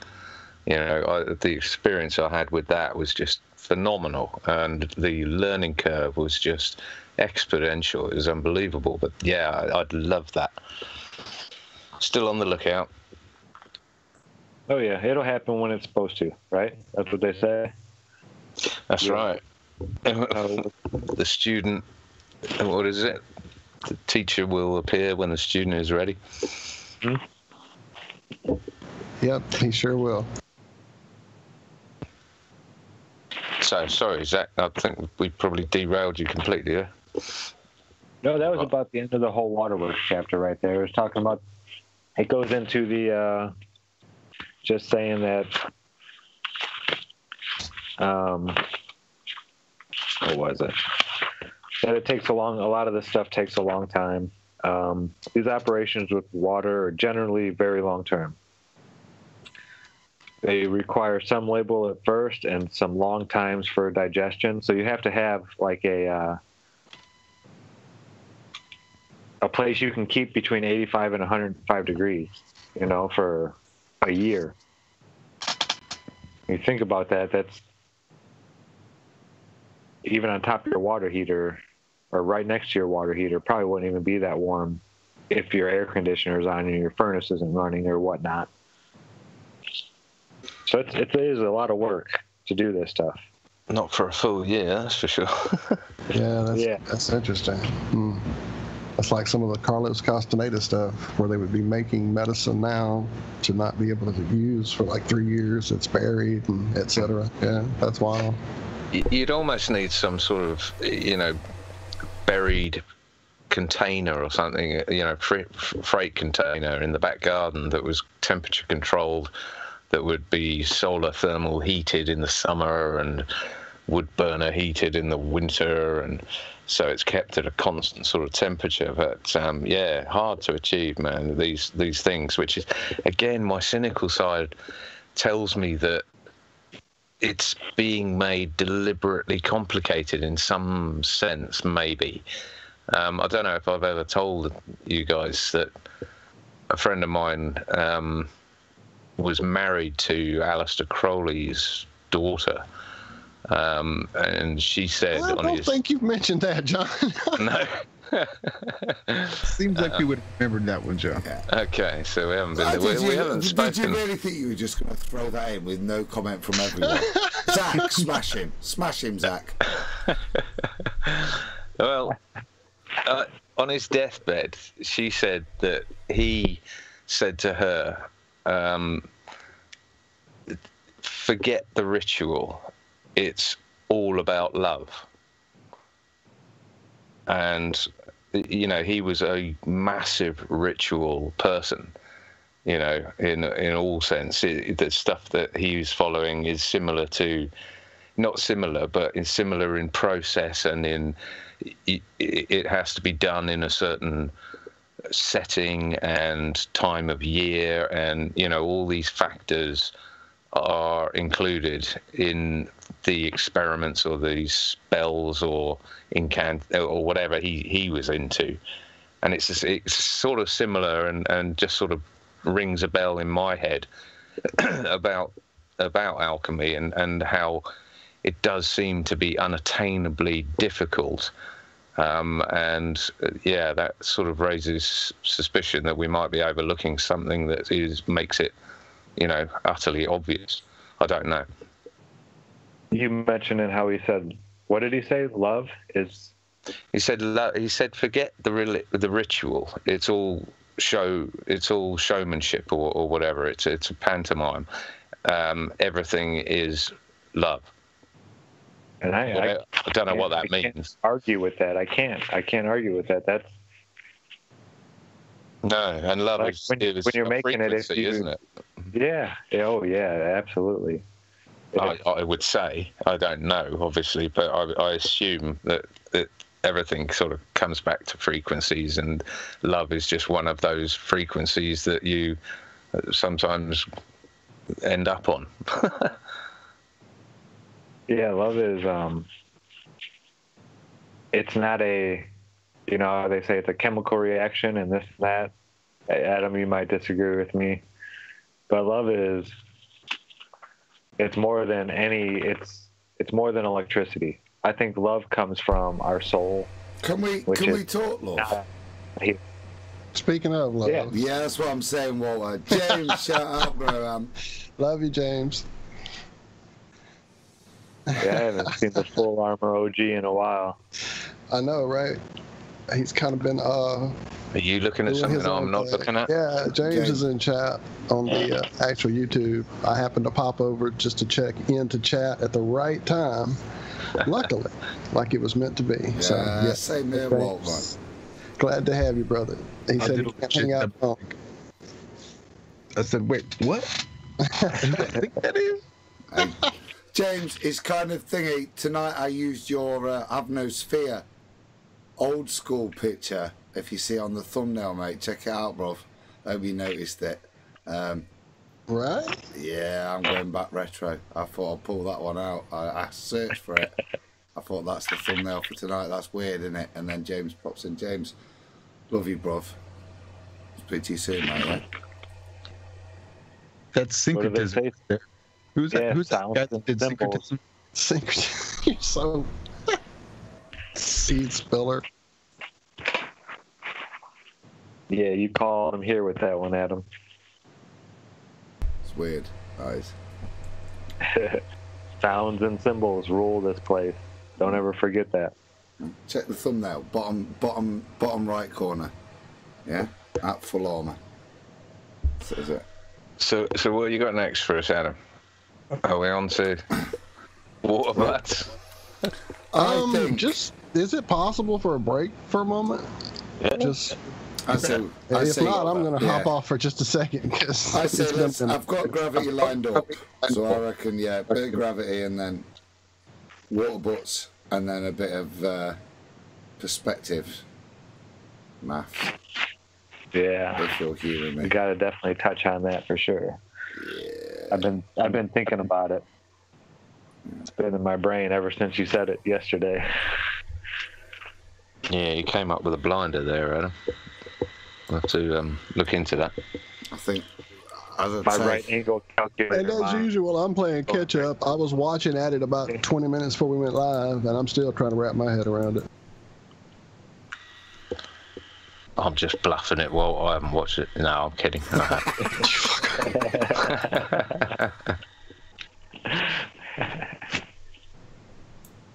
Right, Go on then. Hit your play button. I reckon I'm about ready, you know. Before we do gravity, can I take a minute to read Arwen's poem? Oh, beautiful. Seemed like a good time. Yeah. Before you do it, should we give it a big intro? Because I thought it was fucking smashing, Josh. Sure, intro the heck out of it. So, you sit there, don't you, and all the shit. And I think at the conference I mentioned how struck I was when the artists arrive. Because I'm not an artist. You know what I mean? And you sit in Nathan's show, and the one thing you don't expect is actually a bit of decent poetry. And so shout out to Owen, respect, mate. And I really do dig the words, so hence why I funneled it over to Josh and said, can we get it on TFR? Because it's just wicked, and I think it's worth sharing. And yeah, I'll leave it at that. That's enough smoke. Sorry, I have dogs barking now of all times. Maybe I can cut them out. Let's try this. This is Arwen's poem. Mission, oh mission, how hard can you be to make the plain truth for all to see? Oh mission, to keep you in line. Just close your eyes and the globe will be thine. We're sick of these lies. We want what's real. You stick to believing what you prefer to feel. This global deception humanity shares, it won't be revealed if no one cares. So keep on pressing the points to be pressed. Stay true to what you learn, and you will be blessed. So that was Arwen's poem. Very cool. Nice. Hit the soundboard, cool. Josh. Sorry, yeah, I like that. Mm.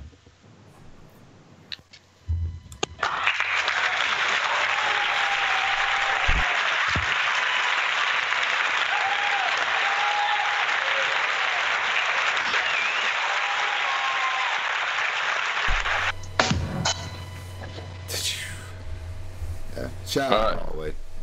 Go on then. Hit the break. Now you can play. Are you ready? Over we go then, I'll stick it over. Dude, you're like a bird who walks up to a car and then goes into a handbag for her keys. Just look. I'm not like that. I'm more like a bloke on a freaking tightrope who don't know what he's doing. So I'm going to press play. I'm hoping everyone will hear it, and then I'll mute my mic. So I'm going to be checking chat instantly to make sure that they at least hear it. So if I have to restart and come back, John, I apologise, but it'll give Josh more time. Just check they can hear you when you get back. Yeah, we'll do that as well. That was another major fault of mine last week. Cool. Right, guys, go grab a coffee, and I think it comes a bit of gravity.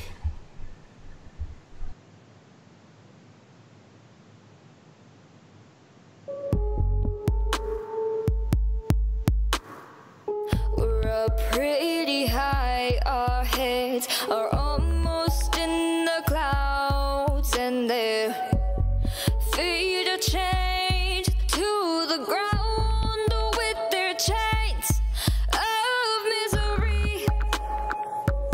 They've got a hold of me, they won't let go of me. Let go. They might have grabbed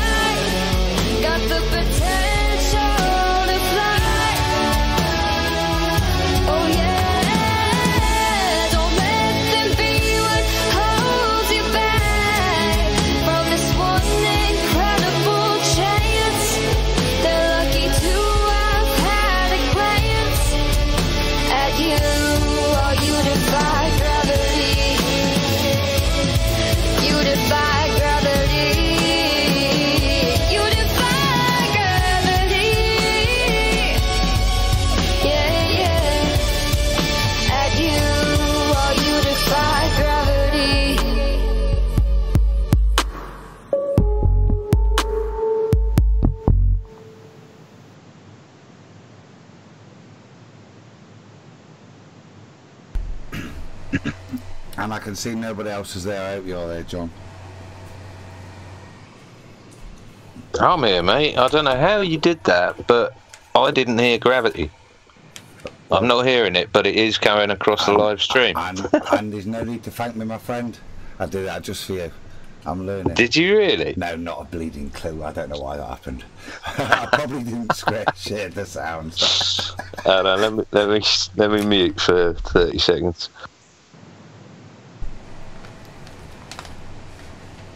What do you mean, let me mute for 30 seconds? Have I got a fill? Or are you off to go collect your stuff with you? I will discuss your water book, sir. So, John's been doing a bit of, as you know, his doomsday bloody prepping, really, isn't he? So, he's been looking into, you know, retrieving potable water that you can use, drink, whatever. And ingeniously has come up with this kind of mechanism where, and it's a problem certainly I have in the garden, John. I'm back, mate. Sorry, back on. So I'm going to pause that. And what, we're back on our own, are we? Yeah, I was waffling for a bit. I was saying, I was talking about your water butt. Yeah, I was listening. So the problem I've always had is, like with mine, I've on my man cave here, I put a bit of guttering up to collect it just for the plants in the greenhouse in the garden.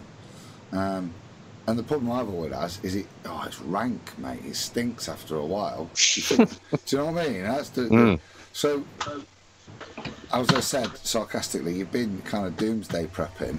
Can you show me how to set up what you've set up? Which I think is really, really cool, and the purpose of it seems sensible when, certainly in the UK, you have large volumes of water. So much rain, yeah. Well, I mean, I appreciate you building it up, but it really isn't that. Anyone who's listening, it really isn't that special. It's just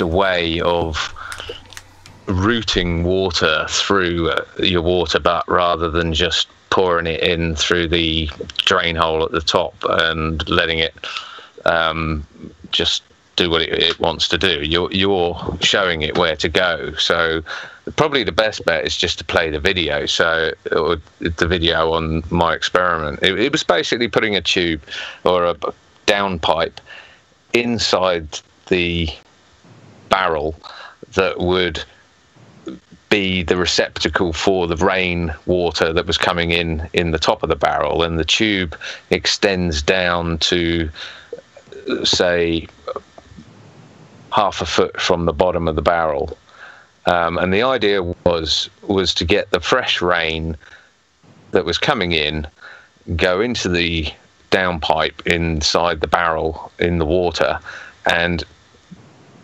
expel the nice fresh rain in at the bottom of the barrel, and therefore pushing the stale old rain up the barrel and out the overflow first. So it was a sort of cycling system. So you'd always have nice fresh water in there, because I don't use the water too often, or I didn't. I do now, actually, much more than I used to, but we haven't had rain for weeks now.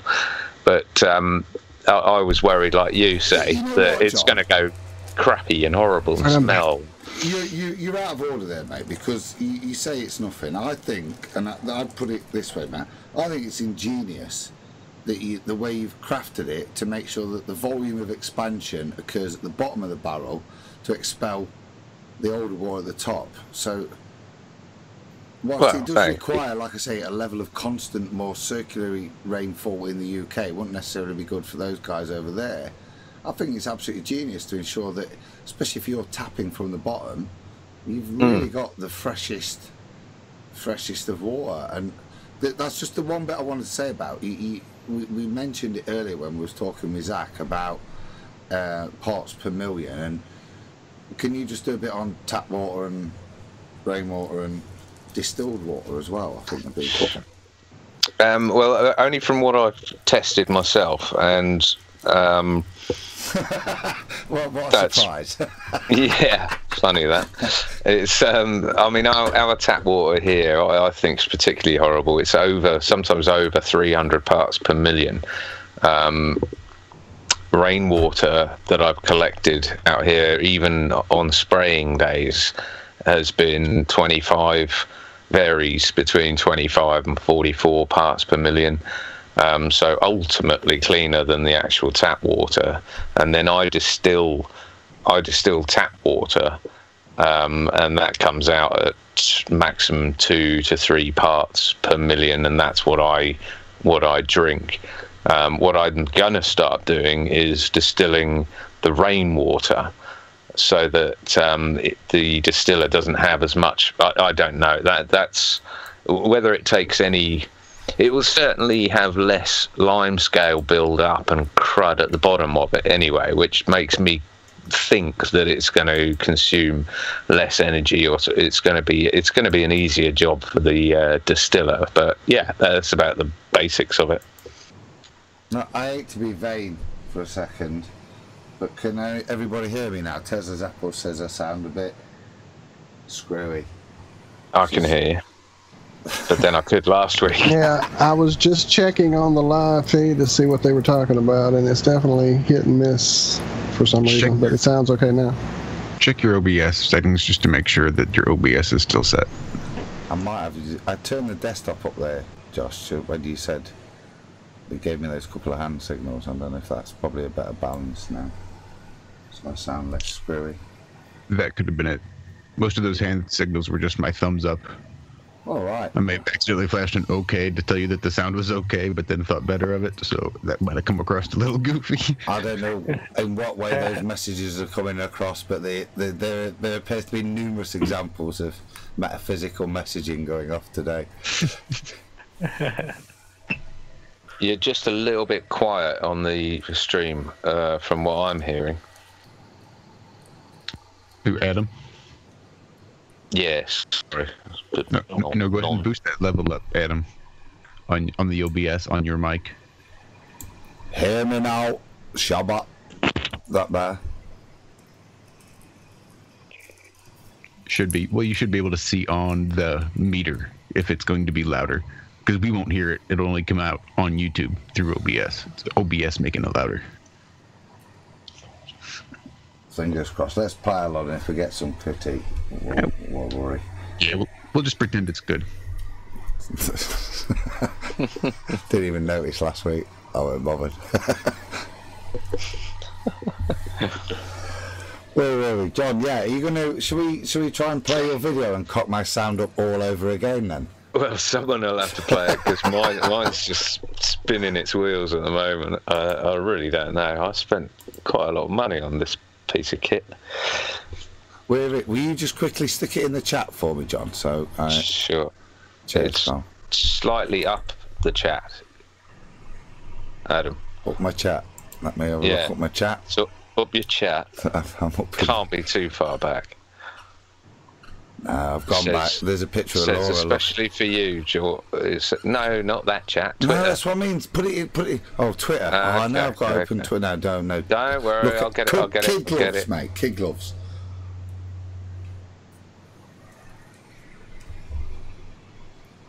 Well, Phil then. Who's Phil? Hello, Phil. Glad to meet you. Welcome on board, Phil. There we go. Thank you, sir. You better share it in Skype.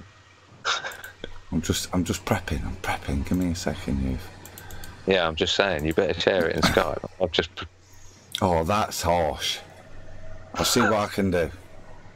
Well, since I did Arwen's poem, I want to talk about Issa. He did a live stream the other day, and he titled his live stream "Go Placidly Amid the Noise and Haste," which jumped out at me because there's a poem called Desiderata that has been hanging on a wall of my father's house since I was born. I was basically raised with this poem, so when I saw it, it immediately jumped out at me.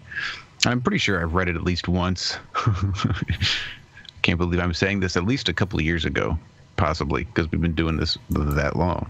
But I figured I'd just give it another shot since we're doing a little bit of a poetry slam here with R1 stuff. There you go. It's pretty good stuff.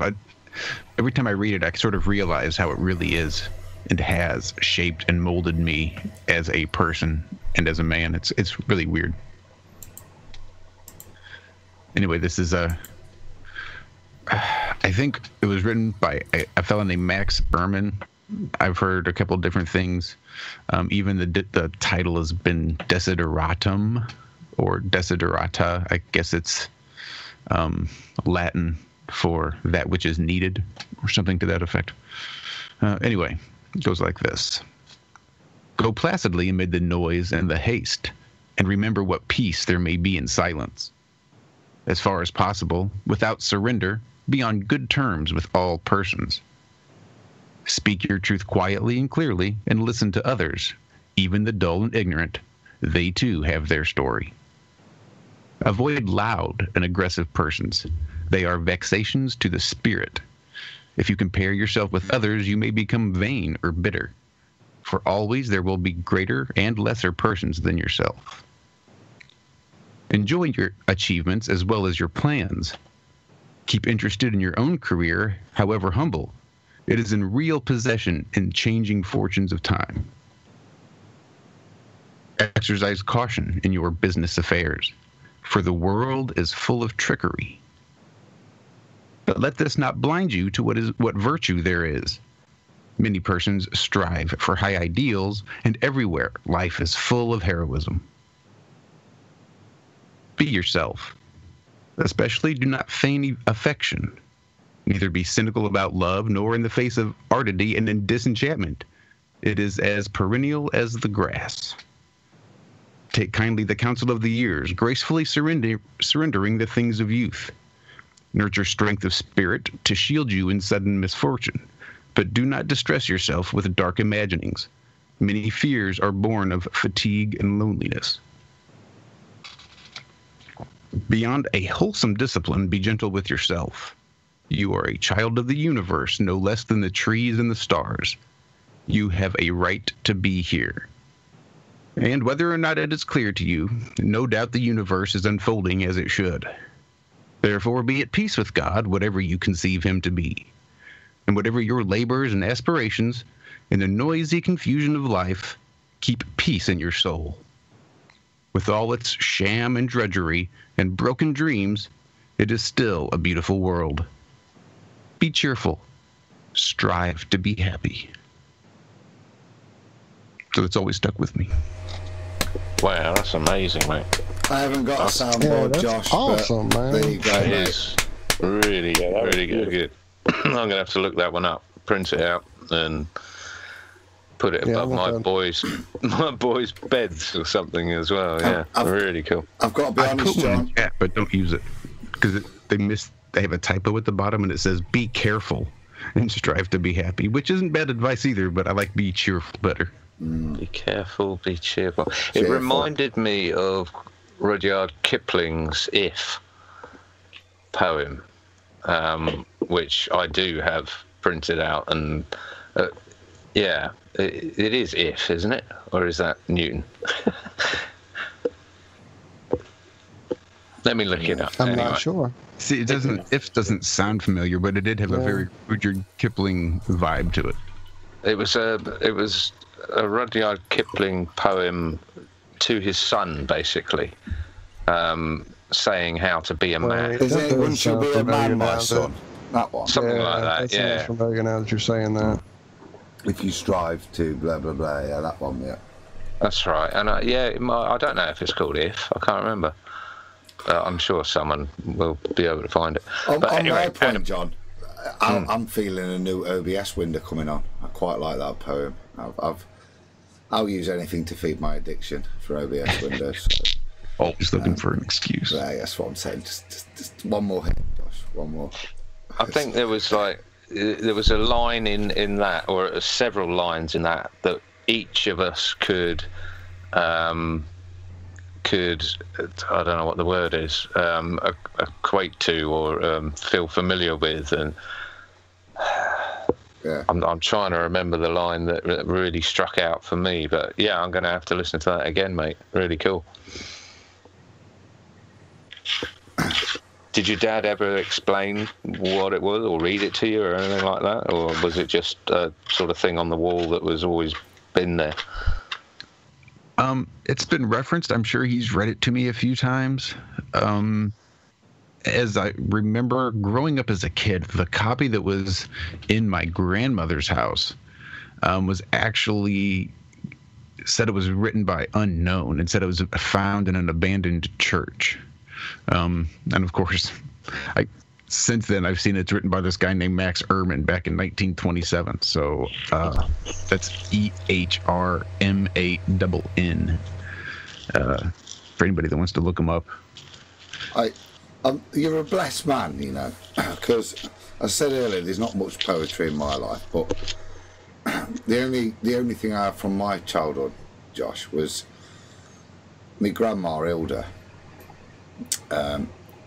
Always used to remind me, she used to say, you know, well, I was always a flatulent child, and she said, don't you worry, son, you know, I always remember this gravestone, it was on a person's grave, wherever ye be, let your wind go free, church or chapel, let it rattle, for it was the wind that killeth me. So you're on a much cultural higher level, as I alluded to Zach earlier with alchemy.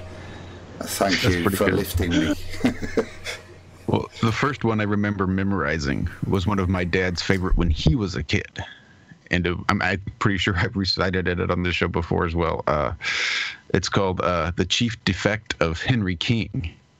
And it's real short. It's just kind of funny. It's just like a dark little poem. But it says, the chief defect of Henry King was chewing little bits of string. When at last he swallowed some, it tied itself in ugly knots inside. Physicians of the utmost fame were called at once, but when they came, they answered as they took their fees, there is no cure for this disease, for little Henry will soon be dead. His parents stood about his bed, lamenting his untimely death, when Henry, with his latest breath, cried, "O my friends, be warned by me, that breakfast, dinner, lunch, and tea are all the human frame requires." And with that, the wretched child expires. So that's just a weird little poem that I was taught to memorize. Yeah, very strange. Right, yeah, so we go back to John's butt before we move on to a bit of perspective then? And yeah, you got that all lined up now? That was just my idea, Phil. That was beautiful, wasn't it? I don't know if it was long enough though, mate. I'm ready to go. Adam will prove us wrong right now by just miraculously playing.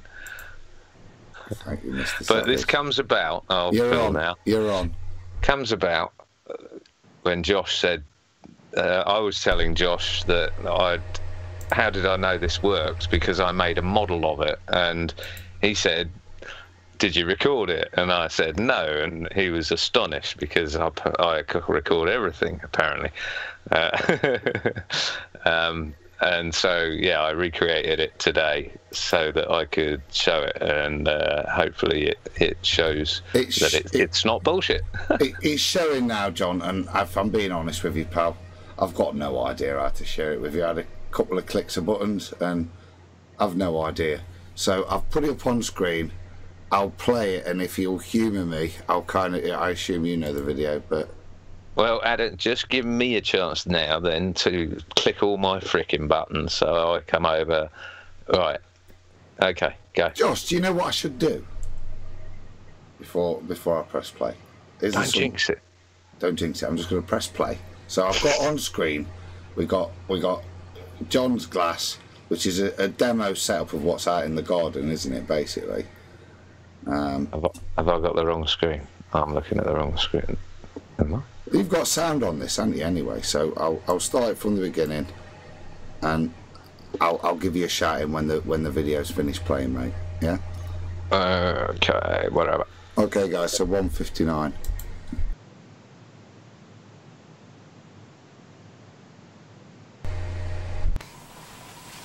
Right, here's a quick video just showing my You'll have to go ahead and mash play. of the rainwater butt in the back garden and how I rigged it up. Just for you, Iron Realm Media. So what we got is some food dye in a syringe. We have a straw. Damn, we're good at this. Side of the glass. As you can see, it just comes to about an inch from the bottom. And the Not hearing anything. See if there's any rainwater coming in. It's all good. Leave it. To enter I'll bring you at the back when bottom it's done. and push the It's old playing on YouTube. up and out the overflow, so as to cycle the whole water process, so as it didn't just get stagnant and the rainwater just run off into the top and out of the overflow pipe. So this is what I rigged up, and I'll just put some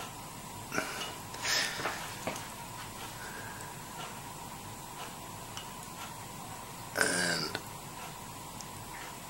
there you can see, hopefully you can see it's coming out the bottom.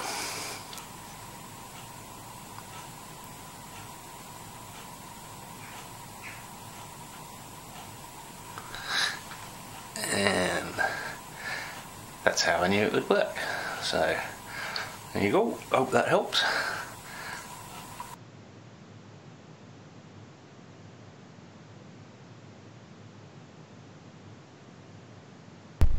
Okay, so I've paused it there, guys, John, where you say, I hope that helps. It did. Thought that was a good demo. And I've kept it up on screen, mate, the diagram that you drew. So maybe, I know you don't need to see it to explain it, so. I haven't seen anything or heard anything. Well, it's your invention, you must know. Well, look, I tell you what I liked was noticeable. I can see it now. The density, the colour of the dye that went in at the top. You saw that the dye that exuded at the bottom. First of all, you put a number of drops in and you thought it's not working. What you actually see is actually that downward force acting as it comes in, it pushes it down, and yeah, and it actually, the first bit of blue that you see come out is actually a much paler blue. So it does seem logical that it will work, and as long as there's an input, it seems genius, mate. But do you want to just maybe explain the mechanism better than me?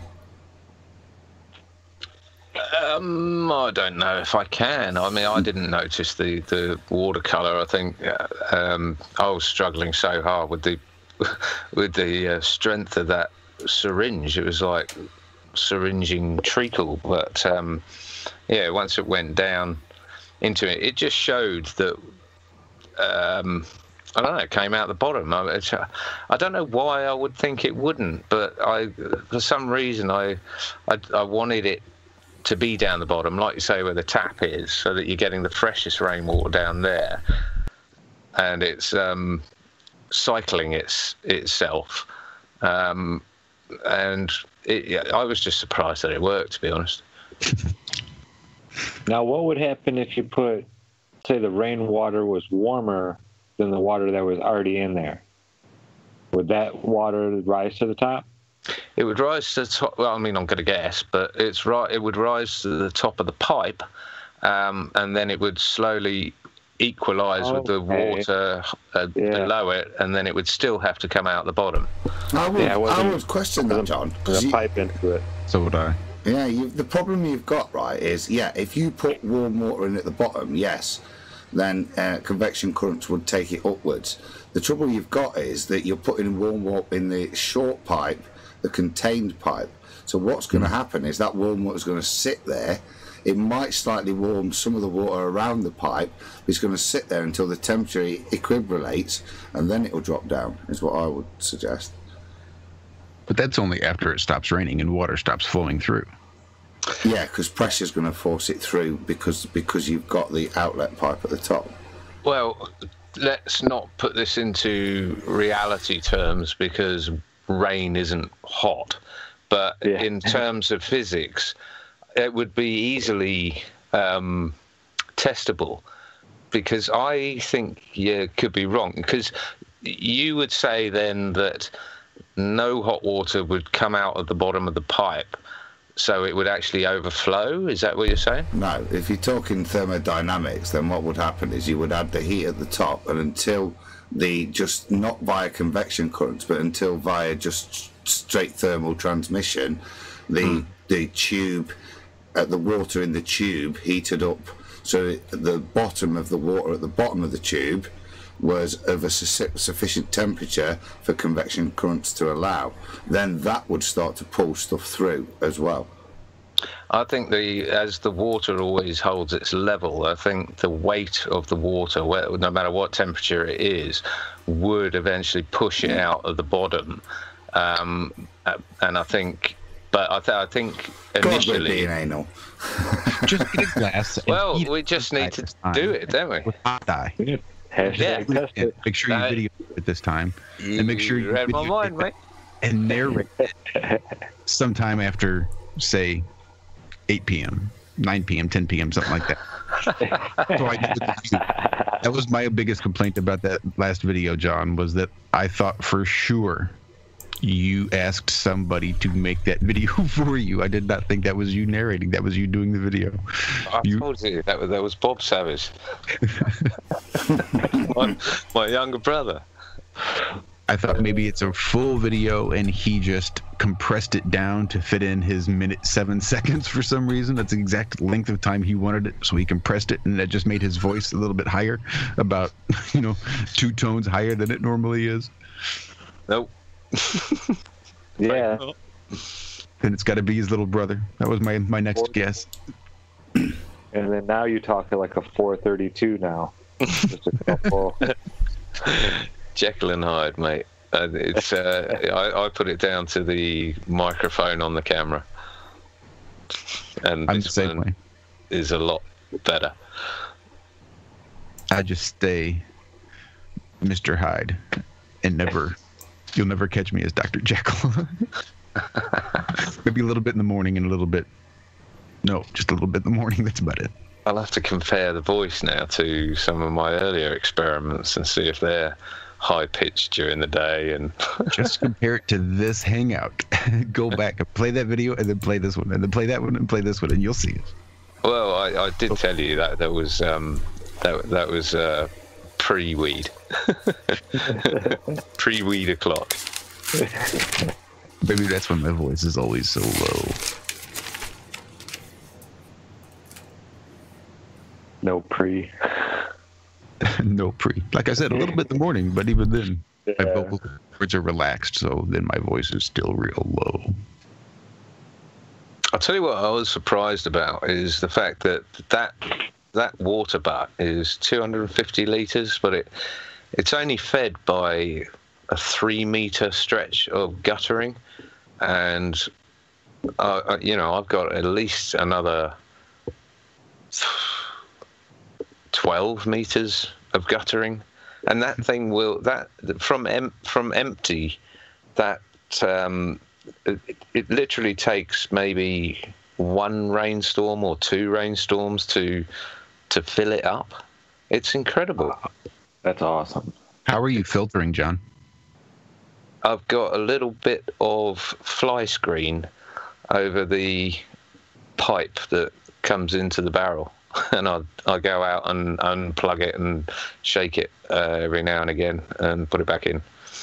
Or when I see it's set up in such a way that all the rainwater should get diverted into the barrel. So if I see, like behind the barrel, the downpipe continues and goes into the drain. So if I see any water going into the drain from the grey downpipe rather than the overflow from the barrel, then I know there's a blockage in the barrel, and I'll just unplug the pipe. And yeah,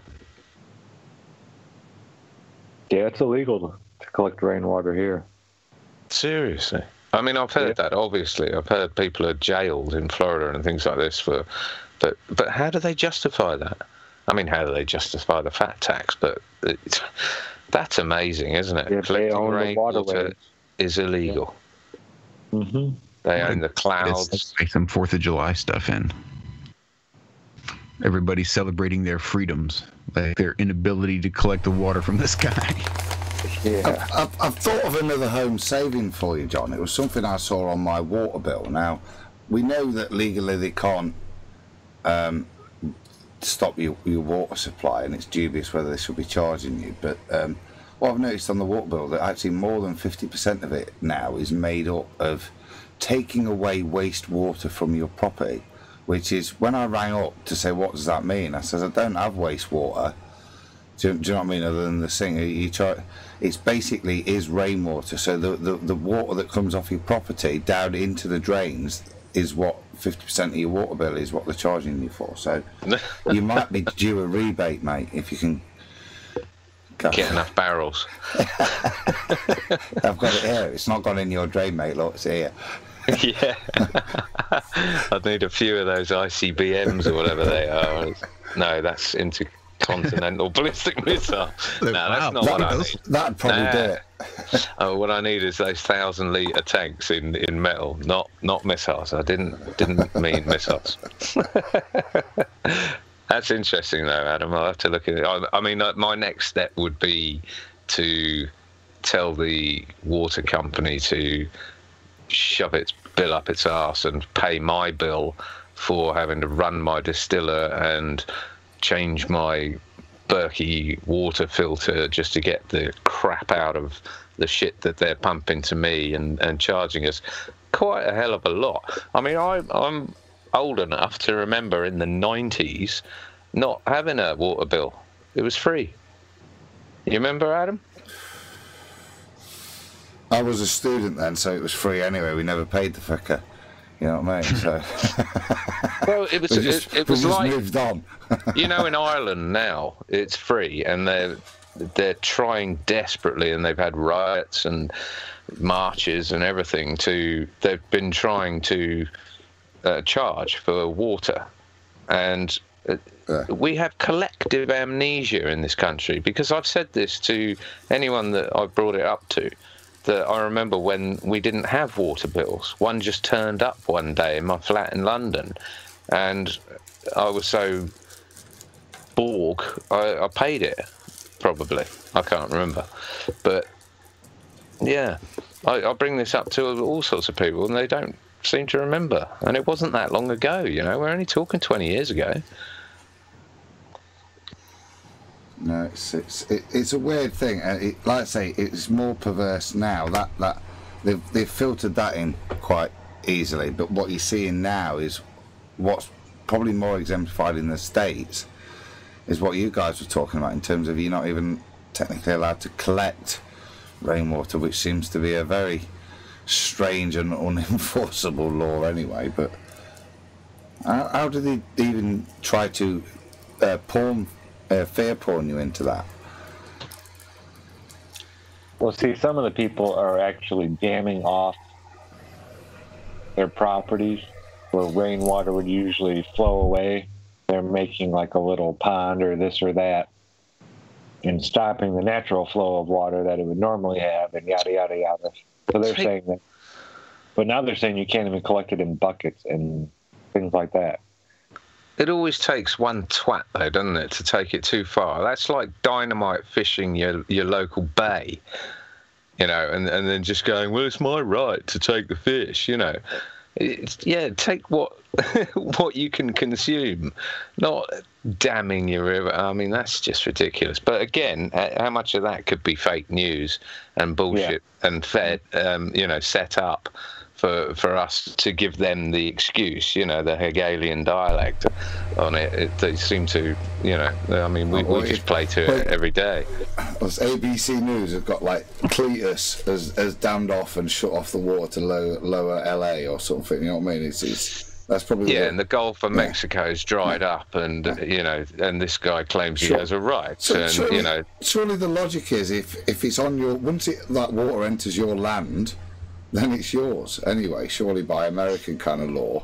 It becomes your property, and therefore it's your right to stop it leaving your property, surely. If it is your property, what if it's Yeah, rented? you really have to look at what kind of title you have. There's only one kind of title that grants you ownership of your land. And I forget the actual name of it now. Alloidal. Alloidal. Thank you very much. That is the only kind of title here in the United States that actually grants you full rights of your land, where you don't pay taxes. You're not renting it. You actually own it. And 99.9% of the people here have never heard of it. And good luck trying to get it in the UK on the Queen's land. Exactly. No chance. But that's how royalty buys all their land. That's how these very wealthy families, all of them, that's when they purchase land, they get alloidal titles. Yeah. They don't. This is one of those secrets like Harry Potter world that they don't tell. They're not allowed to tell normal people about. It is like Harry Potter, isn't it? I mean, it's different language. We are the Muggles. They are living in a metaphorical different world to us. They see things we don't see. They can go places we can't go. It's just, it is Harry Potter all over. Their secrets very, very seriously. Their secrets are very, I mean, they take oaths, and it's an oath of death if you divulge the secret. Well, I think Harry Potter is an allegory for current life and the life within the two tiers that we live in, or the several tiers that we live in. Because I forget which one it was. See, my little brother was growing up through all this stuff, so I got to watch them all and everything.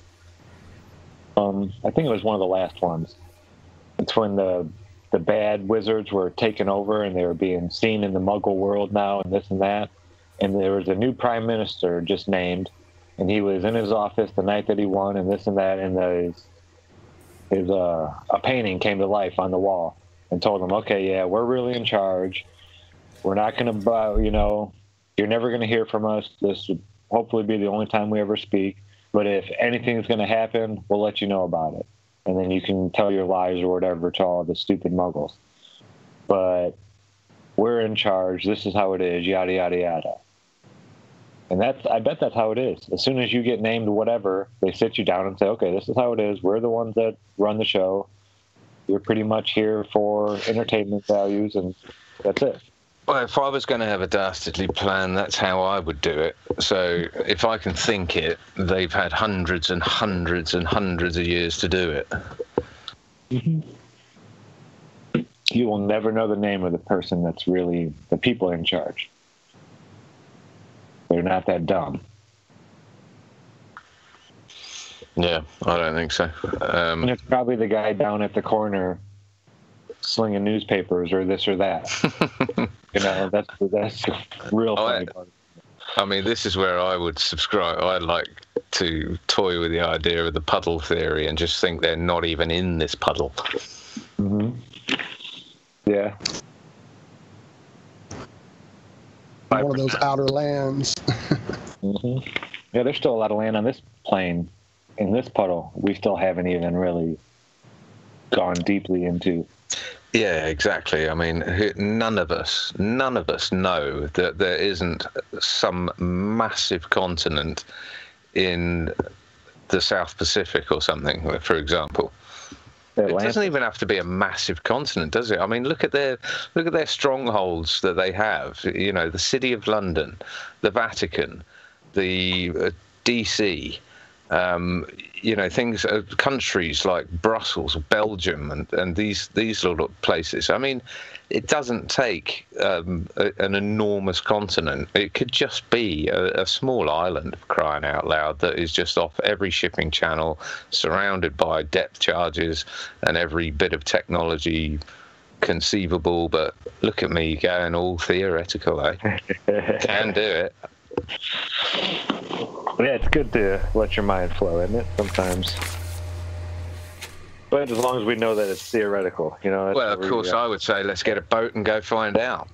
Like Olaf or whatever it was. Who's the guy, the failed political guy in America that allegedly up sticks, got on his boat and sailed to the Antarctic and went through the. It was the Iron Republic, wasn't it? Yeah, I don't remember the bloke's name, but that is. I tried looking him up. I couldn't find any record of him, but I'm used to, I'm no. Olaf is worlds beyond the poles. That's where right. He travels north. He's the fisherman's son. Yeah. And they end up in the South Pole, don't they? Well, they come out at the South Pole. Yeah, there's a couple of them, but the Iron Republic, was it the Iron Republic? Iron Republic. Well, we deviated here, but anyway, yeah. The point I'd like to map the entire landmass that we know, but where do we get the funds for that? I think Patreon would cover that.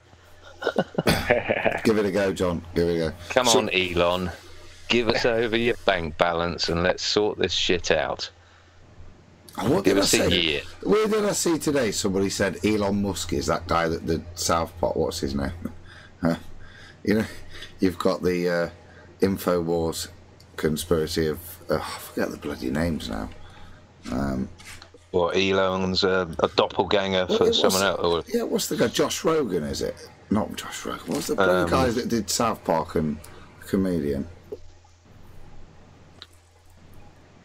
Oh, that's Trey Parker, isn't it? Oh, man. Yeah, that's... Move on. He'll come back. What the hell are you talking... Let's go back on the road, Matt. Where are we? It'll come. It'll come. Perspective, wasn't it? We were talking about next. Oh, you see, I'm trying to think of that bloody comedian. Yeah. Are you talking about Bill Hicks and Alex Jones? Yeah, that's one of them, innit? So somebody said today it was. Oh, what the fuck is that? Just move on. It'll come in about an hour and a half time. So are we going to get into perspective now? Who wrote Family Guy? Alex, or what's his name? Seth MacFarlane. Thank you. There you go. Seth MacFarlane and Elon Musk. There you go. I don't know where I saw it, but fucking crap point. Sorry. There's a resemblance there. Not enough, though. Not enough. I'm looking at Elon right now, and there's not enough of a resemblance there for them to be the same person. It's close. I'll give him that. But if you look at the earlobe diametrics and the tooth pattern, I'm just being stupid. Could they be the same model? Both. I think Elon is a robot. A clone robot type robotoid. Yeah, that's what it feels like.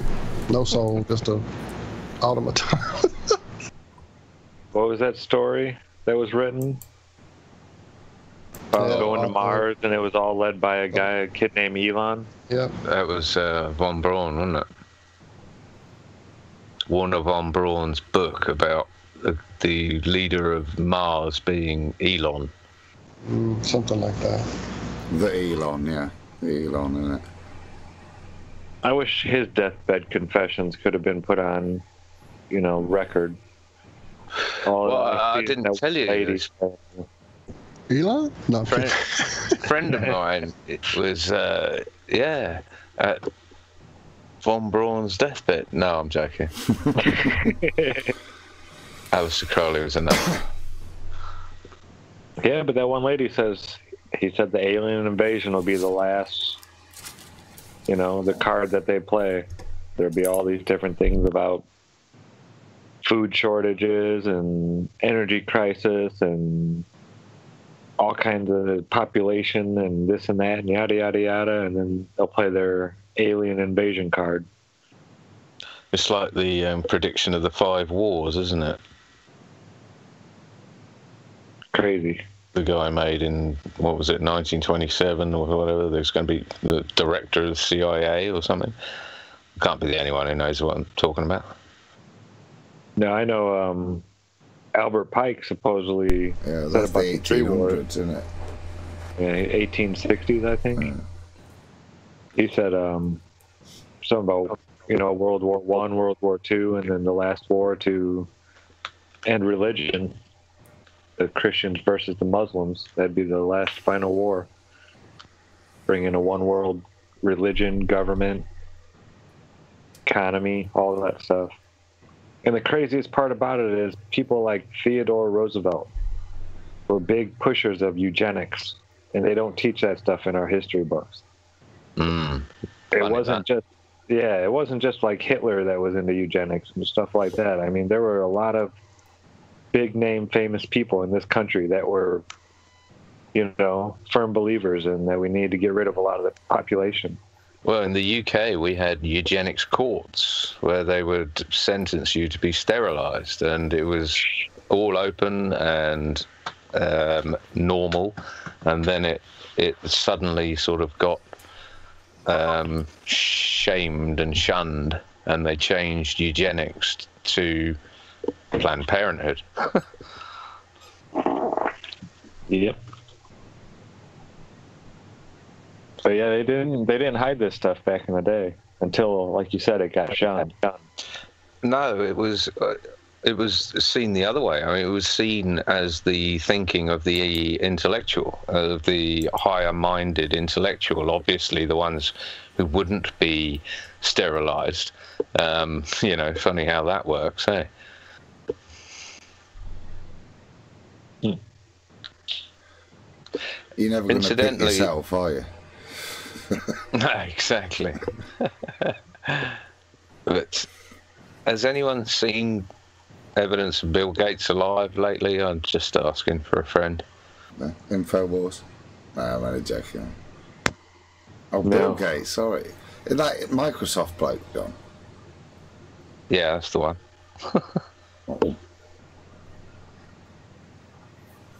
No, I've not seen him poisoning children in Africa recently, no.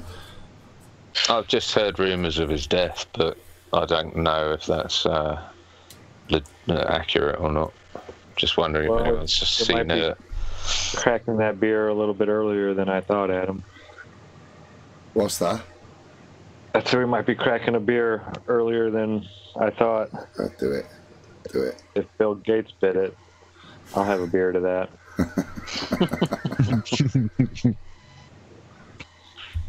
I'll poison my temple a little bit. Yeah. Worrying man. Let's just hope his parents planned it.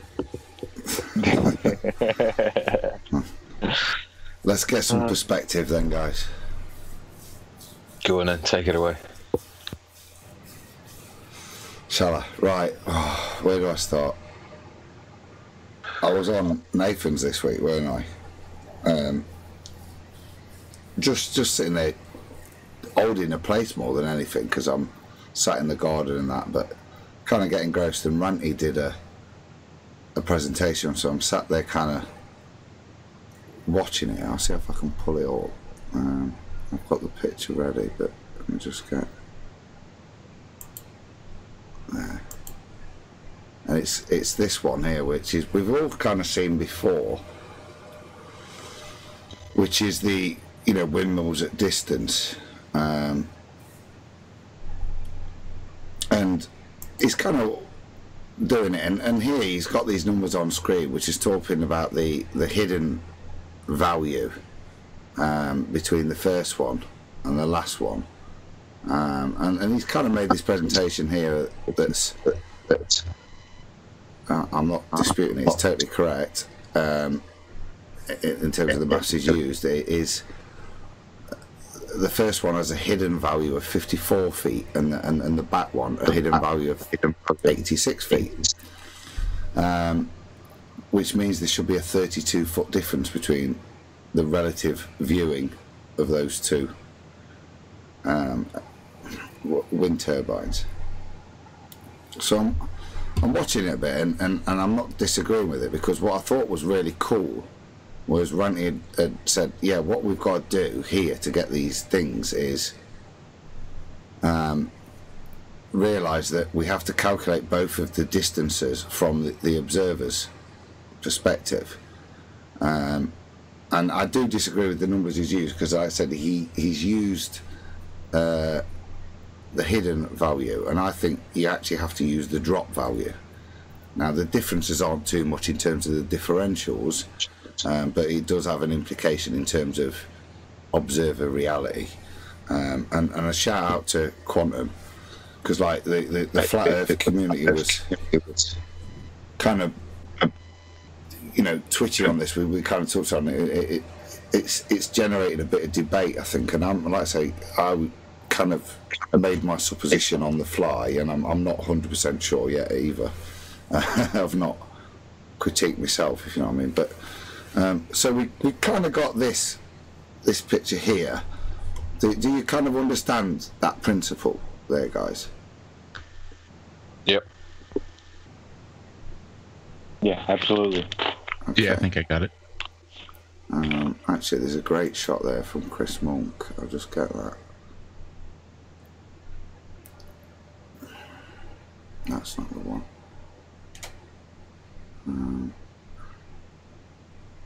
Fill for me, guys, if you can. Just give me a second. I'll just kind of. Well, basically, but the way I see it is, if you drew a line from the centre of the first fan, whatever it is, turbine, to the centre of the last turbine, then that shouldn't be on a sphere Earth. That shouldn't be a straight line.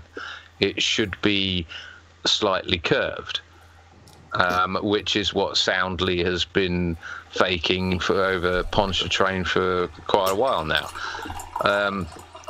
And then this is what you ask him to do, isn't it? So, well, you carry on. Well, Ranty, to be fair, addresses that, and the differential in terms of being able to distinguish it in a photograph is very difficult, up to 20 or 30 miles, I think. I'd hold Ranty to the exact numbers, but he's done some work on that. But even if that's the case, it's this next picture you can see here that's got the. I'll make it full screen. It's probably better for folks. Which is here, which is kind of the thing. I was sitting there, and kind of made me think. Hello, this doesn't make sense, because this is ball maths. So what we've got here is now a second row of turbines, which are, and I'll try and get the distances. Bear with me. I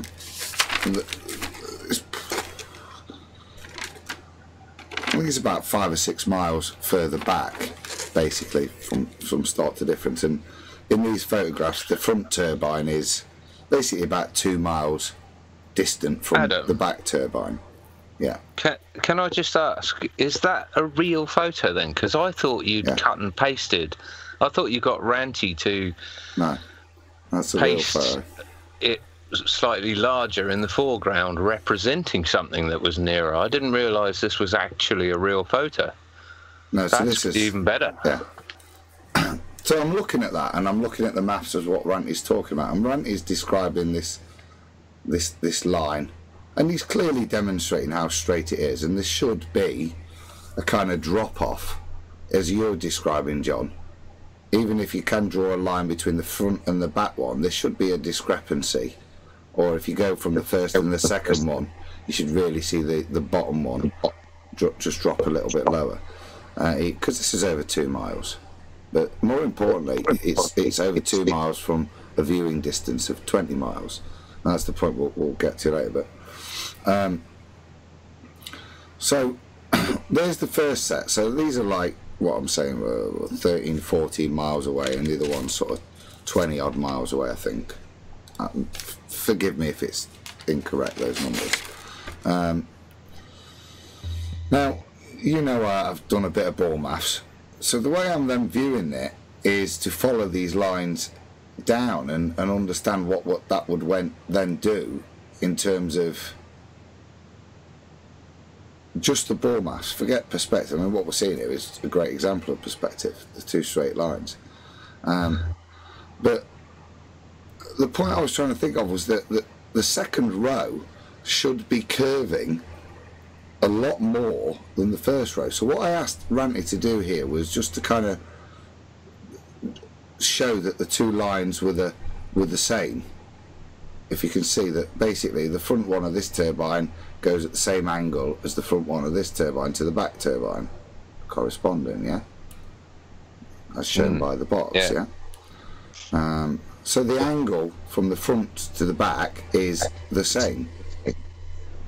Okay, so that in itself is non-equal with ball maths. So let me just... that in itself is massive. Yeah. I would say. Okay, so what we've got here, look, this is the maths that Ranty's done, and again I'll premise it with this is the hidden values, not the drop values.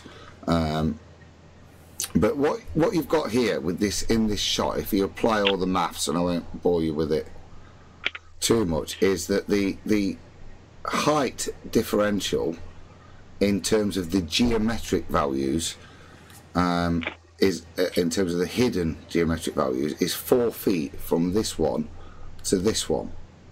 Okay, so if you calculate it, and I'll show you in a bit, if you drew it across a straight line across from this one all the way across to here and then up to this red line, look, then are people seeing your cursor or not? Because I'm not, but anyone else? Okay, well I'll wait a bit to make this point then, because Ranty draws the lines in for me. But basically the differential between the front and the back excuse me, turbines is 4 feet. Now if you then do the same maths on the starting point of this front turbine and this turbine here, then the differential becomes 32 feet. Which would the only thing... Go on, Zach. The only thing I was going to say was, now this is where the whole angular size of 4 feet to 32 feet, if the 32 feet is that much further away, has the angular size decreased it enough to make up that difference? Well, that's the only thing I was thinking of. We'd have to get a right angle calculator out, and we could do it pretty much this. This is the trouble. What we're seeing here is perspective, and we're kind of humouring the position realistically. Yeah. I'm playing devil's advocate. Yeah, so absolutely. Obviously if you want to know why these things are both linear in their reduction, it's because it's a function of perspective. What we're trying to describe is how this reduction would occur if the reduction was due solely to curvature. Now obviously once you've done the curvature, perspective also applies, so the effect would be curvature and perspective, and that's kind of the point that Nathan and Riley and Ranty have been banging on about, and the whole community is waking up to, the mugging off with their incorrect maths. So we've got this, and I just want to kind of just finally exemplify it just a little bit if I can. I'll just try and find a bit where later on where I beg Nathan to carry on the show to just satisfy my OCD, because I did want to kind of... Can I say something real quick? Yeah, go while I'm trying. Bang something home. Without any atmospheric conditions, okay? If you had a perfect zero vacuum, and you had a ceiling on, or just the sky and the land, all right? Things would still disappear from the bottom up. You do not need atmospheric conditions for this to take place. This will simply happen with a spherical eye looking at a planar surface. It is how the angles work. You don't need looming and refraction and all this stuff for the bottom to disappear first. It's been demonstrated, hasn't it? Exactly. By Phuket World, by Rob Skiver, by again and again and again. For some reason, ballers just don't seem to have cognitive dissonance block on this one. Mathematically, it can be proven just with angles and angular resolution. Yeah, absolutely. Right, it is so simple that they're avoiding that at all costs. And these are the points. Yeah, exactly. Go ahead. Sorry, mate. You're right. Yeah, go on. No, I'm just thinking these are the pressure points, aren't they? These are the points. This is Arwen's poem that says we need to push these points of that there is no, and this is what's bringing me round to Riley and Oakley and Ranty's sort of focus, is that these are the points that we need to press because there are no answers for them, and that's why we need to press those points again and again and again. Let me just press this point then, finally. If you look on screen, and I just want you to see the image here. So from the ball maths, forgetting perspective, okay, what you can see is, look here, Ranty's got 4 feet. Now this gap here from the triangle that's being formed at the front pylon, front turbine, should be basically from the centre of the turbine 4 foot down, will be perpendicular with the centre of the back pylon. Okay, now if you then apply the same mathematics to the back row, then that distance should be 32 feet because of the curvature of the Earth. Now as you can see, look, the angle that's created between that perpendicular line and the angled lines on both of them is the same. Okay, but it can't be the same if the differences are 4 feet and 32 feet. You would have to have a much lower turbine on the back. The final back turbine would have to be so much lower as to create a 30-foot, 32-foot triangle on the front turbine. You'd need a quotation mark soundly. Well, it certainly needs a bit of dodgy lens to curve it, yeah. But this is a clean shot, and that's the interesting thing, isn't it? But that's essentially what you're saying, isn't it? Is that it should sort of curve away, fall away exponentially, even over these distances. You should be able to see that, and what you're showing is that we don't see that. Yeah. It's acting and behaving exactly as it should do on a plane, a flat plane. Yeah. What you're seeing there is clearly perspective, look, because the two angles of differential that are created are relative to each other as they get further away in the distance. They're following those perspective lines we're all familiar with seeing. That's it, and that's what we mean by perspective, is that things get smaller as they get more distant, and it's that simple. Yeah. But if we were living on a ball, it would exponentially fall away. That would be shown. There wouldn't be parallel lines there. Sorry, Zach. No, I was just going to say that was a great catch, Adam. That was. Yeah, totally. Thank you, sir.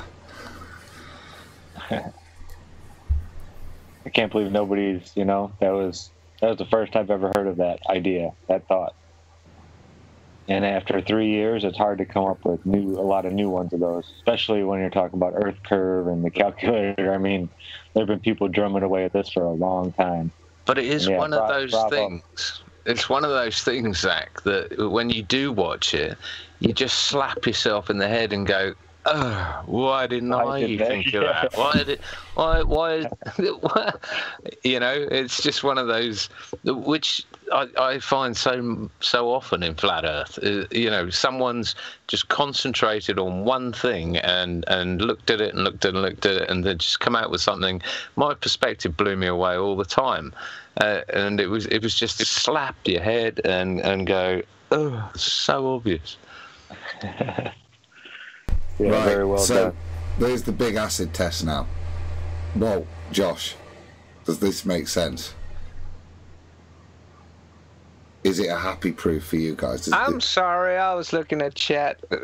No, I'm here listening. I'm just wondering why I was sort of, well, let's see if I dumbed it down just enough for Josh to catch. Yeah, frankly, I apologize for the insult, but yeah. But yeah, that's it. No, I get it. It makes perfect sense to me. And for your record, I've not looked at chat in quite a while, actually. I was trying to be Walt. My apologies. You're not from Louisiana, are you? Am I from Louisiana? Nope. I was trying to impersonate Walt, and you thought I was trying to impersonate you. My voice must be low. John, it was that good an impression. I'm sorry. I was looking at chat. Is that not? No. Does that not sound like? No. Where is Walt? You know who that sounds more like? That sounds more like the black housemaid in the Tom and Jerry ads, doesn't it? No, I'll tell you who it sounds like. It's Bob Savage, my younger brother. But to the question, does that not sound like Walt? The answer is yes. That does not sound like Walt. I'll have to work on that one then. Oh my God. Is Walt there though? I'm going to guess Walt is eating. That, or Walt has just finally nodded off. He's bored him so much. Taking his nap. Once the numbers started flying, he just decided to. Are we done with perspective? No, mate. I'm just putting up the perspective. Yeah, go. I was wondering if we were going to do any space lettuce. We didn't cover that at the beginning. We didn't, did we? How long have we been going, Josh? Almost 3 hours. We'll be coming up on 3 hours here soon. See, Zach, you're a natural. That's perfect timing, isn't it? Look at that. There you go. We got 7 minutes of space lettuce.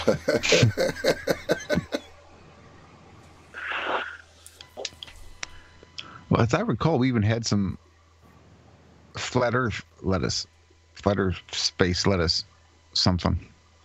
Yeah. But we had a story that we've seen recently come up that I know is several years old, but it was being pushed out again as it's new.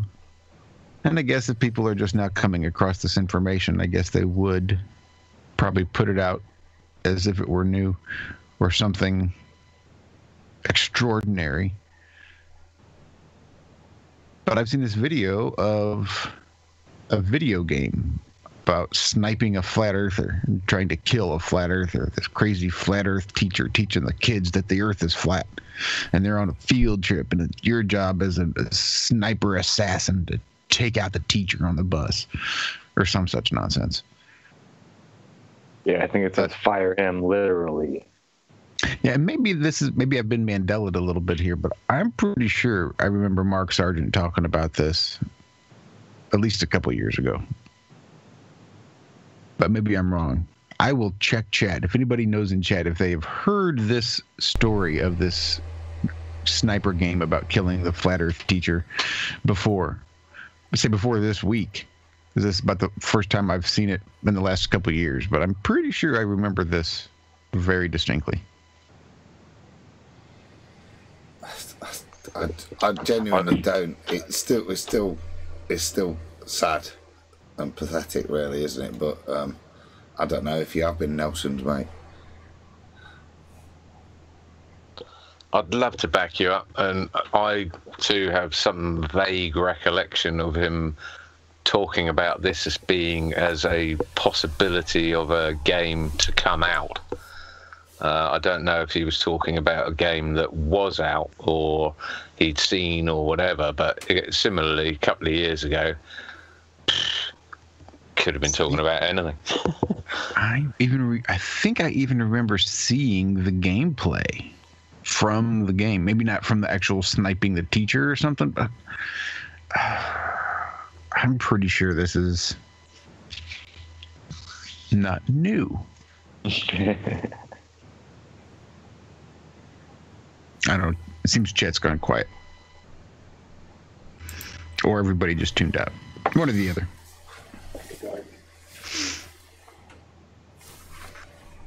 There was a game called Sniper or something that had come out and caused controversy, and people were up in arms about it because there obviously were some episodes of alleged sniping going on. Yeah, we America. had a game that came to my arcade that we had called Sniper, but that was back in like 98, something like that, 98, 99, 98. Wow, so that's a long time ago. It's been a while, but it caused a lot of controversy because it had a lot of urban settings. And of course, causing controversy means that in '98, probably as a mid-20-year-old young, dumb, full of cum guy, I'd have been right on that, just like GTA and all the other programming I was receiving. And it only takes 1 in a million to take it into the real world for them to cause the incident that they can use to their own advantage in Hegelian dialect, i.e. gun control. Yeah, absolutely. And now I don't even think they wait for it anymore. I think they're so tired of waiting, and that they over-fluoridated the population here so much that it's not working, that people aren't going out and doing this, so they just fake it. I completely agree. I think some lunatic like that Chemtrail Keith guy came in and said, here's $1 billion project. We're going to write this game called GTA, and so many kids are just going to go off their heads and go out and go kill sprees and everything. And I don't think it happened that way. I think as much as they think we're dumb as assholes, I don't think we really are that dumb. The majority of us, and I think they've done exactly what you said. They got tired of waiting, and they've decided to fake it. Yeah, and it's easier when they fake it, Yeah, and I think they did the same the narrative with the Middle East threat. I think that's why they ended up faking 9/11. They've been poking the Middle East for so many years, blowing up their weddings and bombing their villages and everything else, hoping and praying, and they had the rat lines in place to facilitate anyone who was willing to do this or cause some sort of event on US soil, and no one did. I think it got to the point where no one did, and they decided, we need a catalyst in here, and they decided to fake it, and they've been doing it ever since. Saddam Hussein wanted to start his own currency with gold, is backing it. Muammar Gaddafi wanted to start a currency with gold. The only 2 countries left that are first world countries that aren't in a Rothschild's banking system structure are Syria and Iran. Yep. And that tells you the whole story right there. Where have we been the last couple years trying to get into, banging on their door. And that was the 5 wars that I was talking about. I know you were talking about the earlier one back in the God knows whatever century or lie it was, but that was the one I was talking about. There was I think it was an ex-CIA director or something who said, we're going to go into Lebanon, Yemen, Syria, Kuwait, Iraq, Iran, Afghanistan, and it just happened exactly how he was saying it. I don't think he lasted too long, to be fair. Neither did that list. I think there's only 3 countries left. North Korea, Syria, Iran. Yep, that's it, I think. Mm-hmm. Now take a look at United States, who we're poking and who we're provoking in the last couple of years. Is Wakanda not on that list? Was what? I didn't get that. Wakanda? That probably would have been a reference you may have missed it, John.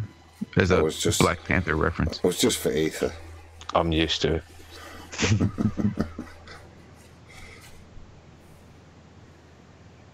So has everybody seen the last one that they made, the Avenger one? Mm-hmm. No. Okay, we can't talk about it after the show yet, so okay. I'm so behind on stuff. I've got to wait for Showbox. Yeah, I was trying to watch it on my Fire Stick, but I'm having to update my system apparently. Are you using code? And that's for after show. Yeah, that's after show. What you'll need to do. Well, actually, this might be something other people use. Okay, go. use the little apps for Kodi, because so many times they'll just stop updating one, so you'll have to download new apps to be able to watch your stuff, which we had to do recently. The last couple we've used have gone out, so we had to download one called Placenta, and the other one was called not Poseidon. It'll come to me. It's something water related. This is when I realise I've completely missed a whole new language. I don't know what fire stick placentas and I've missed it. I don't even know what it is at the moment. Exodus was still for a little while working, but it quit working. Right, so I need new stuff. Do I have to get GitHub, or do I go from? See, that's what I don't know. I think they've updated the whole thing since I messed with it last, because everything looks different when I went to that part. No, you can download it right from that Kodi repository. Okay, cool deal. That's where she got it from. And Placenta and the other one should come together, so you'll get them both at the same time. Sweet. Okay, cool deal. I'll tell her right now, actually. Is it because I don't have a mobile phone? It's a TV thing. It's free TV. Right. It's the TV. Yeah, Amazon makes a special little Fire Stick so that you can plug it into your TV and get Amazon Prime and Amazon Movies and Amazon Television. But you can take that and jailbreak it and allow outside third-party apps to come in there and use it as well. So aside from Amazon, you can get this Kodi app, and with Kodi you can get all these different things that'll play movies for free and TV for free and all sorts of snazzy little things. Does no one go to Putlocker or similar? Mm-hmm. I do. Well, that's what this does. Yeah. What this does is... But this does it in the comfort of your living room on the big TV. All of them, and it'll give you a list of 42 different ones from all the sites, and you can just pick which quality, which one you want. Okay, cool. It allegedly will go all the way up to 4K. I've never picked one up in 4K, but it supposedly does. You'd need a 4K TV for that, though, wouldn't you? Right, but it's supposed to even hit, like, it's complicated. When you do searches, it tells you what's close to your area, and it has to do with bandwidth, and I'm sure that's a lot of my problem here in this area. Even if I had a 4K TV, I doubt I could get a 4K stream here. That would take a lot of data. Right. That's probably crash my whole system. So I'm happy with what I get. You'd better downloading it, wouldn't you? If that's possible. You know, spending 4 hours downloading it and then being able to watch it properly without having to buffer a stream. Yeah. Right. Stop halfway. Even with a good stream, it'll stop sometimes. Yeah, that's right.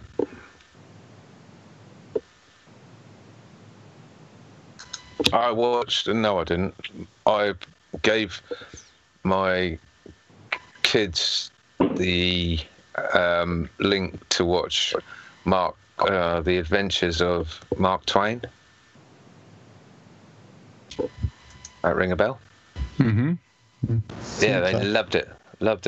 I haven't watched it yet, but for once, Daddy got something right, and they love it.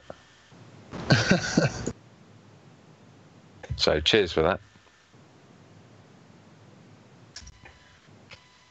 We were watching we were just talking about it, and my girlfriend reminded me what we were watching, but it was just something very obscure. And on the television, on the show we were watching, they were watching that clip where they go to what is apparently hell.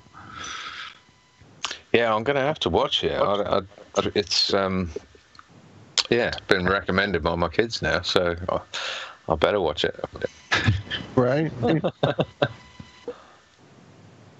Anyway, are we fading? It's a handful. Are we what? Are we fading? Oh, fading. Okay. It's like time to wrap up. Since I woke up.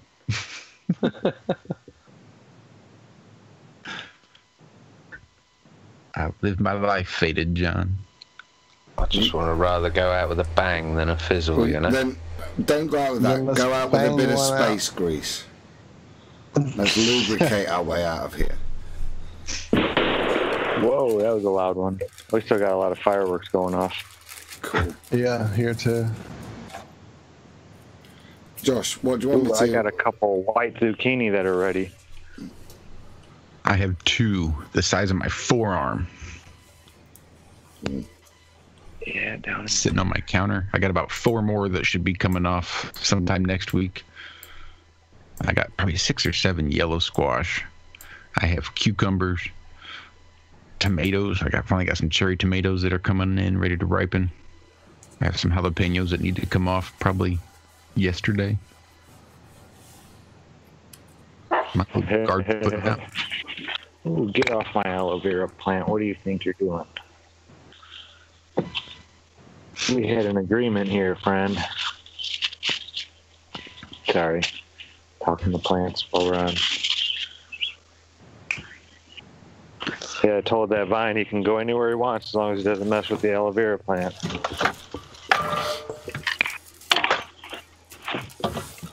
And you know what happens when you tell a kid to not do something? Yeah, I know. First thing they go and do. One of my golden seal plants is laying down now all of a sudden. That one leaf right there. This guy's looking good. His buddy's looking good. These are looking okay down here.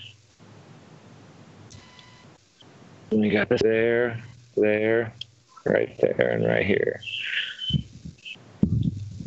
7 out of 12. Look at the size of this tomato plant. It's probably about 4 feet tall now. Wow, are they like really thirsty? Because I seem to be pouring tons of water on mine. On your tomato? They're sucking it up, yeah. Yeah, absolutely. Well, think about how much water right now is in a tomato. Yeah. See, if you miss it, if you miss a couple days of watering and then start watering again, you'll see because you'll split them. They'll start sucking up that water, and then they'll just get too big, and the skin will split. Right. That makes a lot of sense. I got a lot of new starts. These are all new guys right here. Zach, do you grow cannabis?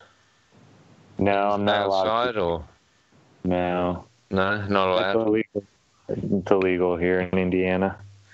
Sucks, doesn't it? Because it grows so well in the ground. Oh man, it grows all over, wild around here. It's amazing. Got some strawberries that look like they're about ready. Nice. I've got a strawberry plant this year. I've got a strawberry plant and 2 tomato plants and a money tree for some reason. Any use for a money tree? No, it's a money tree. Money, money, money, money. Anyone else know what a money tree is? Yeah, my mom used to have a couple of them around the house just for decoration. That's crap, because my mom always said money doesn't grow on trees. Yeah, I don't know what they are. Are they? I don't know. This thing's about, I don't know, foot and a half tall. It's got big bulbous leaves that look like thumbs. That I don't know. It's sort of, the leaves sort of feel like aloe vera, but I've never. They almost have a succulent to it. Yeah. Almost. Yeah. I'll have to look up if there's That's why my mom had them, because she was a huge fan of succulents. That's what she preferred over any plant, because it was harder to kill. Well, this thing is hard to kill, I must say. I mean, they were both brought home from a summer fete by my son, and you know, I have no idea how they've stayed alive. The little treatment I've given them, but they've gone outside to the garden now, and yeah, I need to do a bit more research in them. Not even sure what the other plant is. Oh yeah, succulents, they don't need a lot of love. They're amazing. There's some strawberries. Just picked. Not a bad little. They're producing pretty good this year. The mint is starting to get flowers. Up north. Oh, here I'm starting to get some flowers too. Right there. There's the beginning of the mint flower. Let's see. I can get it in there for you.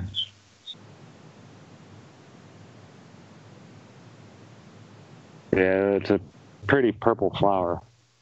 I got some berries I need to pick. I'll be out here tomorrow morning. How big is your place, Zach? What sort of acreage? It's my favorite time of year.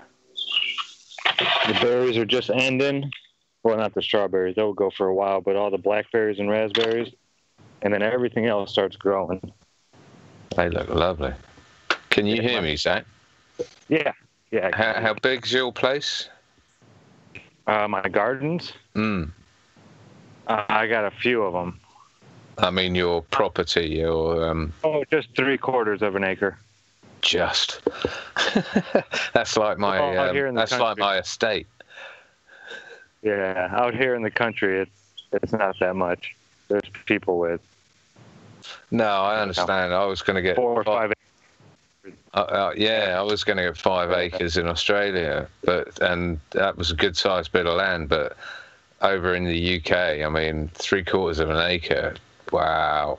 I mean, I've probably sat on, I don't know, 20th of an acre. But it's still my castle. There you go. That's right. There's the old compost bucket.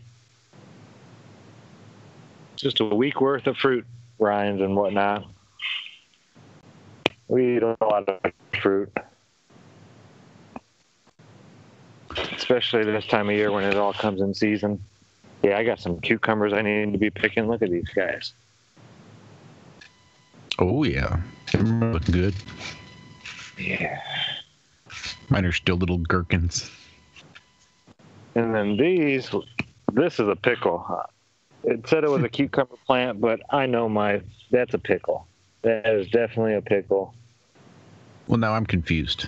I thought a pickle was just a cucumber that's been seeped in some vinegar and some spices and stuff. That's what I thought. No, there definitely is a huge difference between a cucumber and a pickle. The size they'll grow, the shape. Yeah, pickles will be definitely stunted, a lot shorter, and they won't get nearly as well. I actually had pickles get really, really, really round, like 5 inches diameter, round, crazy huge, that I just didn't see, and I let it go for way too long. So, Zach, where did you get your base knowledge of gardening from? Hashtag test it. You must have had books and things as well, yeah? I mean... Well, yeah. And out here in the country, I just did a lot of asking people. That's a really good way of doing it. There's so many people ooh, sorry about that, guys. People are letting stuff off. So. But they let them off during the day. They're fireworks during the day. Yeah. It's kind What's that all about? Yeah. They're just kids. Boredom and too many fireworks around. That's what that's about. They're doing it here too. And they're doing we are. Right. They're doing the cannons that go up and explode in the sky. And you can't even see it. I'm like, y'all are just wasting those fireworks, man. Stop. But it cracks me up because in America you can buy, an AR-15 or whatever it's called, a rocket launcher, and this, that, and the other. But they're letting off fireworks. Why aren't they just out there with their Kalashnikovs just firing in the air like they do in most countries south of us? That's every other day out here. That's a normal weekend drinking, right? I really want to come to America. Unfortunately, I can't, but there you go. Where's my nearest gun-happy state? Oh, I know, or country. Adam, can you have guns in Italy? Yeah, rurally you get guns, don't you? I'm not sure it's as strict as UK ownership. Just trying to think, mate. Well, I remember following old Holborn on Twitter, and he moved to Bulgaria, and first thing he did was bought an AK-47 or a Kalashnikov or something along those lines. Oh, there you go. It's not that far much further, is it? The other side. Same flight of time, I bet. Yeah. But it's got to be so Hungary. All right, Hungary's got to be gun friendly over there, and Slovakia probably. Yeah, seems like crow hunting if you were in Hungary. Yeah, I think pretty much all Eastern Europe is probably pretty gun friendly. Yeah, us neutered Brits and the Australians, Canadians, they're allowed guns as well, aren't they? Mm-hmm. Yeah. No, get back, guys. You guys get back. You've been a bad boy leaving your yard, so you're grounded. Sorry about that. How did we get on? Yeah, when I don't know. Oh, people lighting off fireworks like idiots. And oh, yeah, that's right. During the day. How weird. What's wrong with them? Well, we have little bottle rockets. Little bottle rockets you're not going to see at night, right? So the whole point of just lighting them off is just to light them off. So you can light them off whether it's daytime or nighttime. I mean, some can light up or some might whistle or other things, but for the most part, it's just all about lighting stuff. And what's a bottle rocket?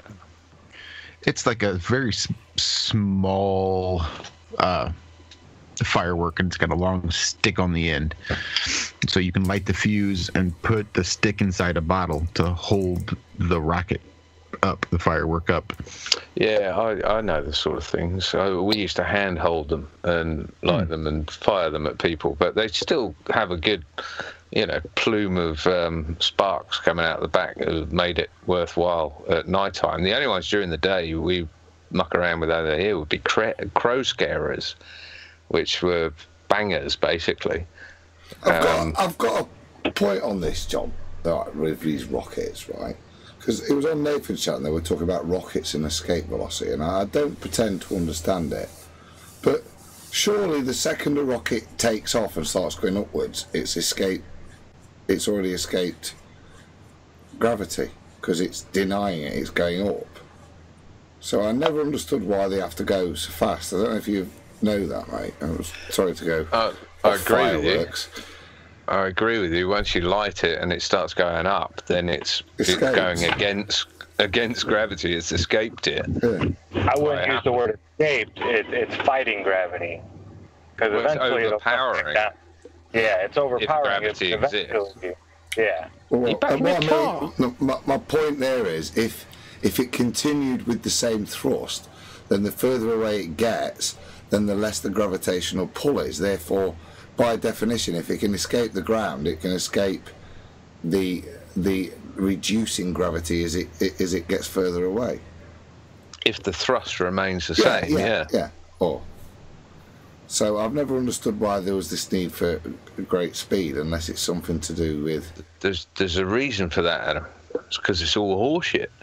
Well, what is that? Yeah. It's just like a big bottle rocket show. That's all it is. Something to keep everybody entertained for a little while. Zach, have you suddenly jumped in your car and?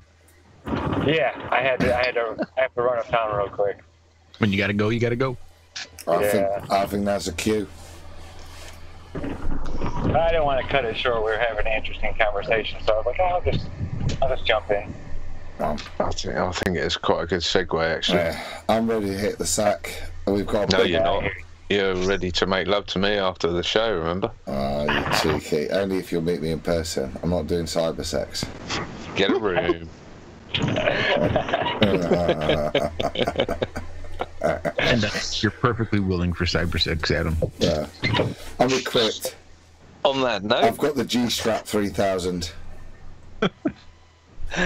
I will say my farewells. Thanks, guys. It's been a great show. Good to see you all. All right, John. Thanks and chat. Always a pleasure, John. Always. Cheers, buddy. I'll speak to you soon. All right. Yeah. Have a good weekend, John. Sleep well. Bye, John.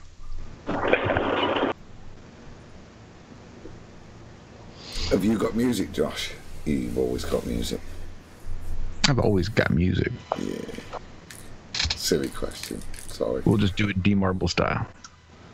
Yeah. Did you catch that? The Who, can you? Yeah, you noticed that. You guys, we couldn't play the Who, could we? We'd get copyright strike for sure. Yeah. Oh yeah, they'll throw us under the bus for sure for that. I've got one section. Any classic rock, it's over. You can't play it anymore. I did one section of the Who, the I Can See for Miles. That's the song I was thinking of. My first attempt at editing a video together, a little channel stinger. It's probably on here, probably way back in the beginning. I used a little segment of that song and had to slow it way down and muck around with it, so in hopes we wouldn't get a copyright strike for even using a clip from it. So yeah, I'm pretty sure they'd just nail the shit out of us if we tried to play it. Isn't that horrible? Sometimes you wish you lived in China. Right? They don't even know what they're missing. You don't know what you don't know. Hey, we've got some views in China, haven't we, Josh? Did you see that website that I forwarded on to you? Oh, that's right. Yeah. Mm-hmm.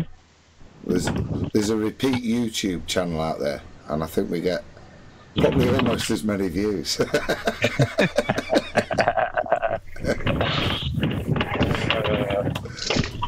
course, there's 1 billion people over there, so I guess the percentage is a lot smaller. Yeah. Let's see. People learning English. I don't think I have anything. I had some space loaded stories, or at least some weird stories, but that's always going to be saved. We're about ready to get to 3.5. Can you mute a sec, Zach? Yeah, sorry about that. My bad. I'm about to head out of here, though, everybody. I'm getting the food sign over here on my side for sure. I'll leave it with Josh then. He's got the tunes. When you're ready, mate. I love you guys. Thank you so much. God bless everyone. Love you, everybody. Thank you all. Zach, this is going to be awesome, brother. So glad you're here with us. Yeah, thank you so much, Zach. Thanks, everybody else. This has been another terrific Flat Earth Friday FringeCast. I want to know, have you ever seen the rain coming down on a sunny day? Anyway, my name is Josh Corey. You're listening to Iron Realm Media's Flat Earth Friday FringeCast. TGIF. We're going to get out of here. We'll see you right back here next week. What a great episode. Just the realm hanging out. Too few of those. A big shout out to James, the TheFullArmorOG, who managed to stop by and chat today. We need to catch up. Anyway, I love you guys. I'm out of here. Don't forget to check us out over there on Truth Frequency Radio every Tuesday and Friday. Sorry, that's 2 a.m. Pacific, 4 a.m. Central. And then right back here at 4 p.m. on Fridays for another FringeCast. You guys have a great rest of your week. Enjoy your weekend. Be well. I love you guys. Bye-bye.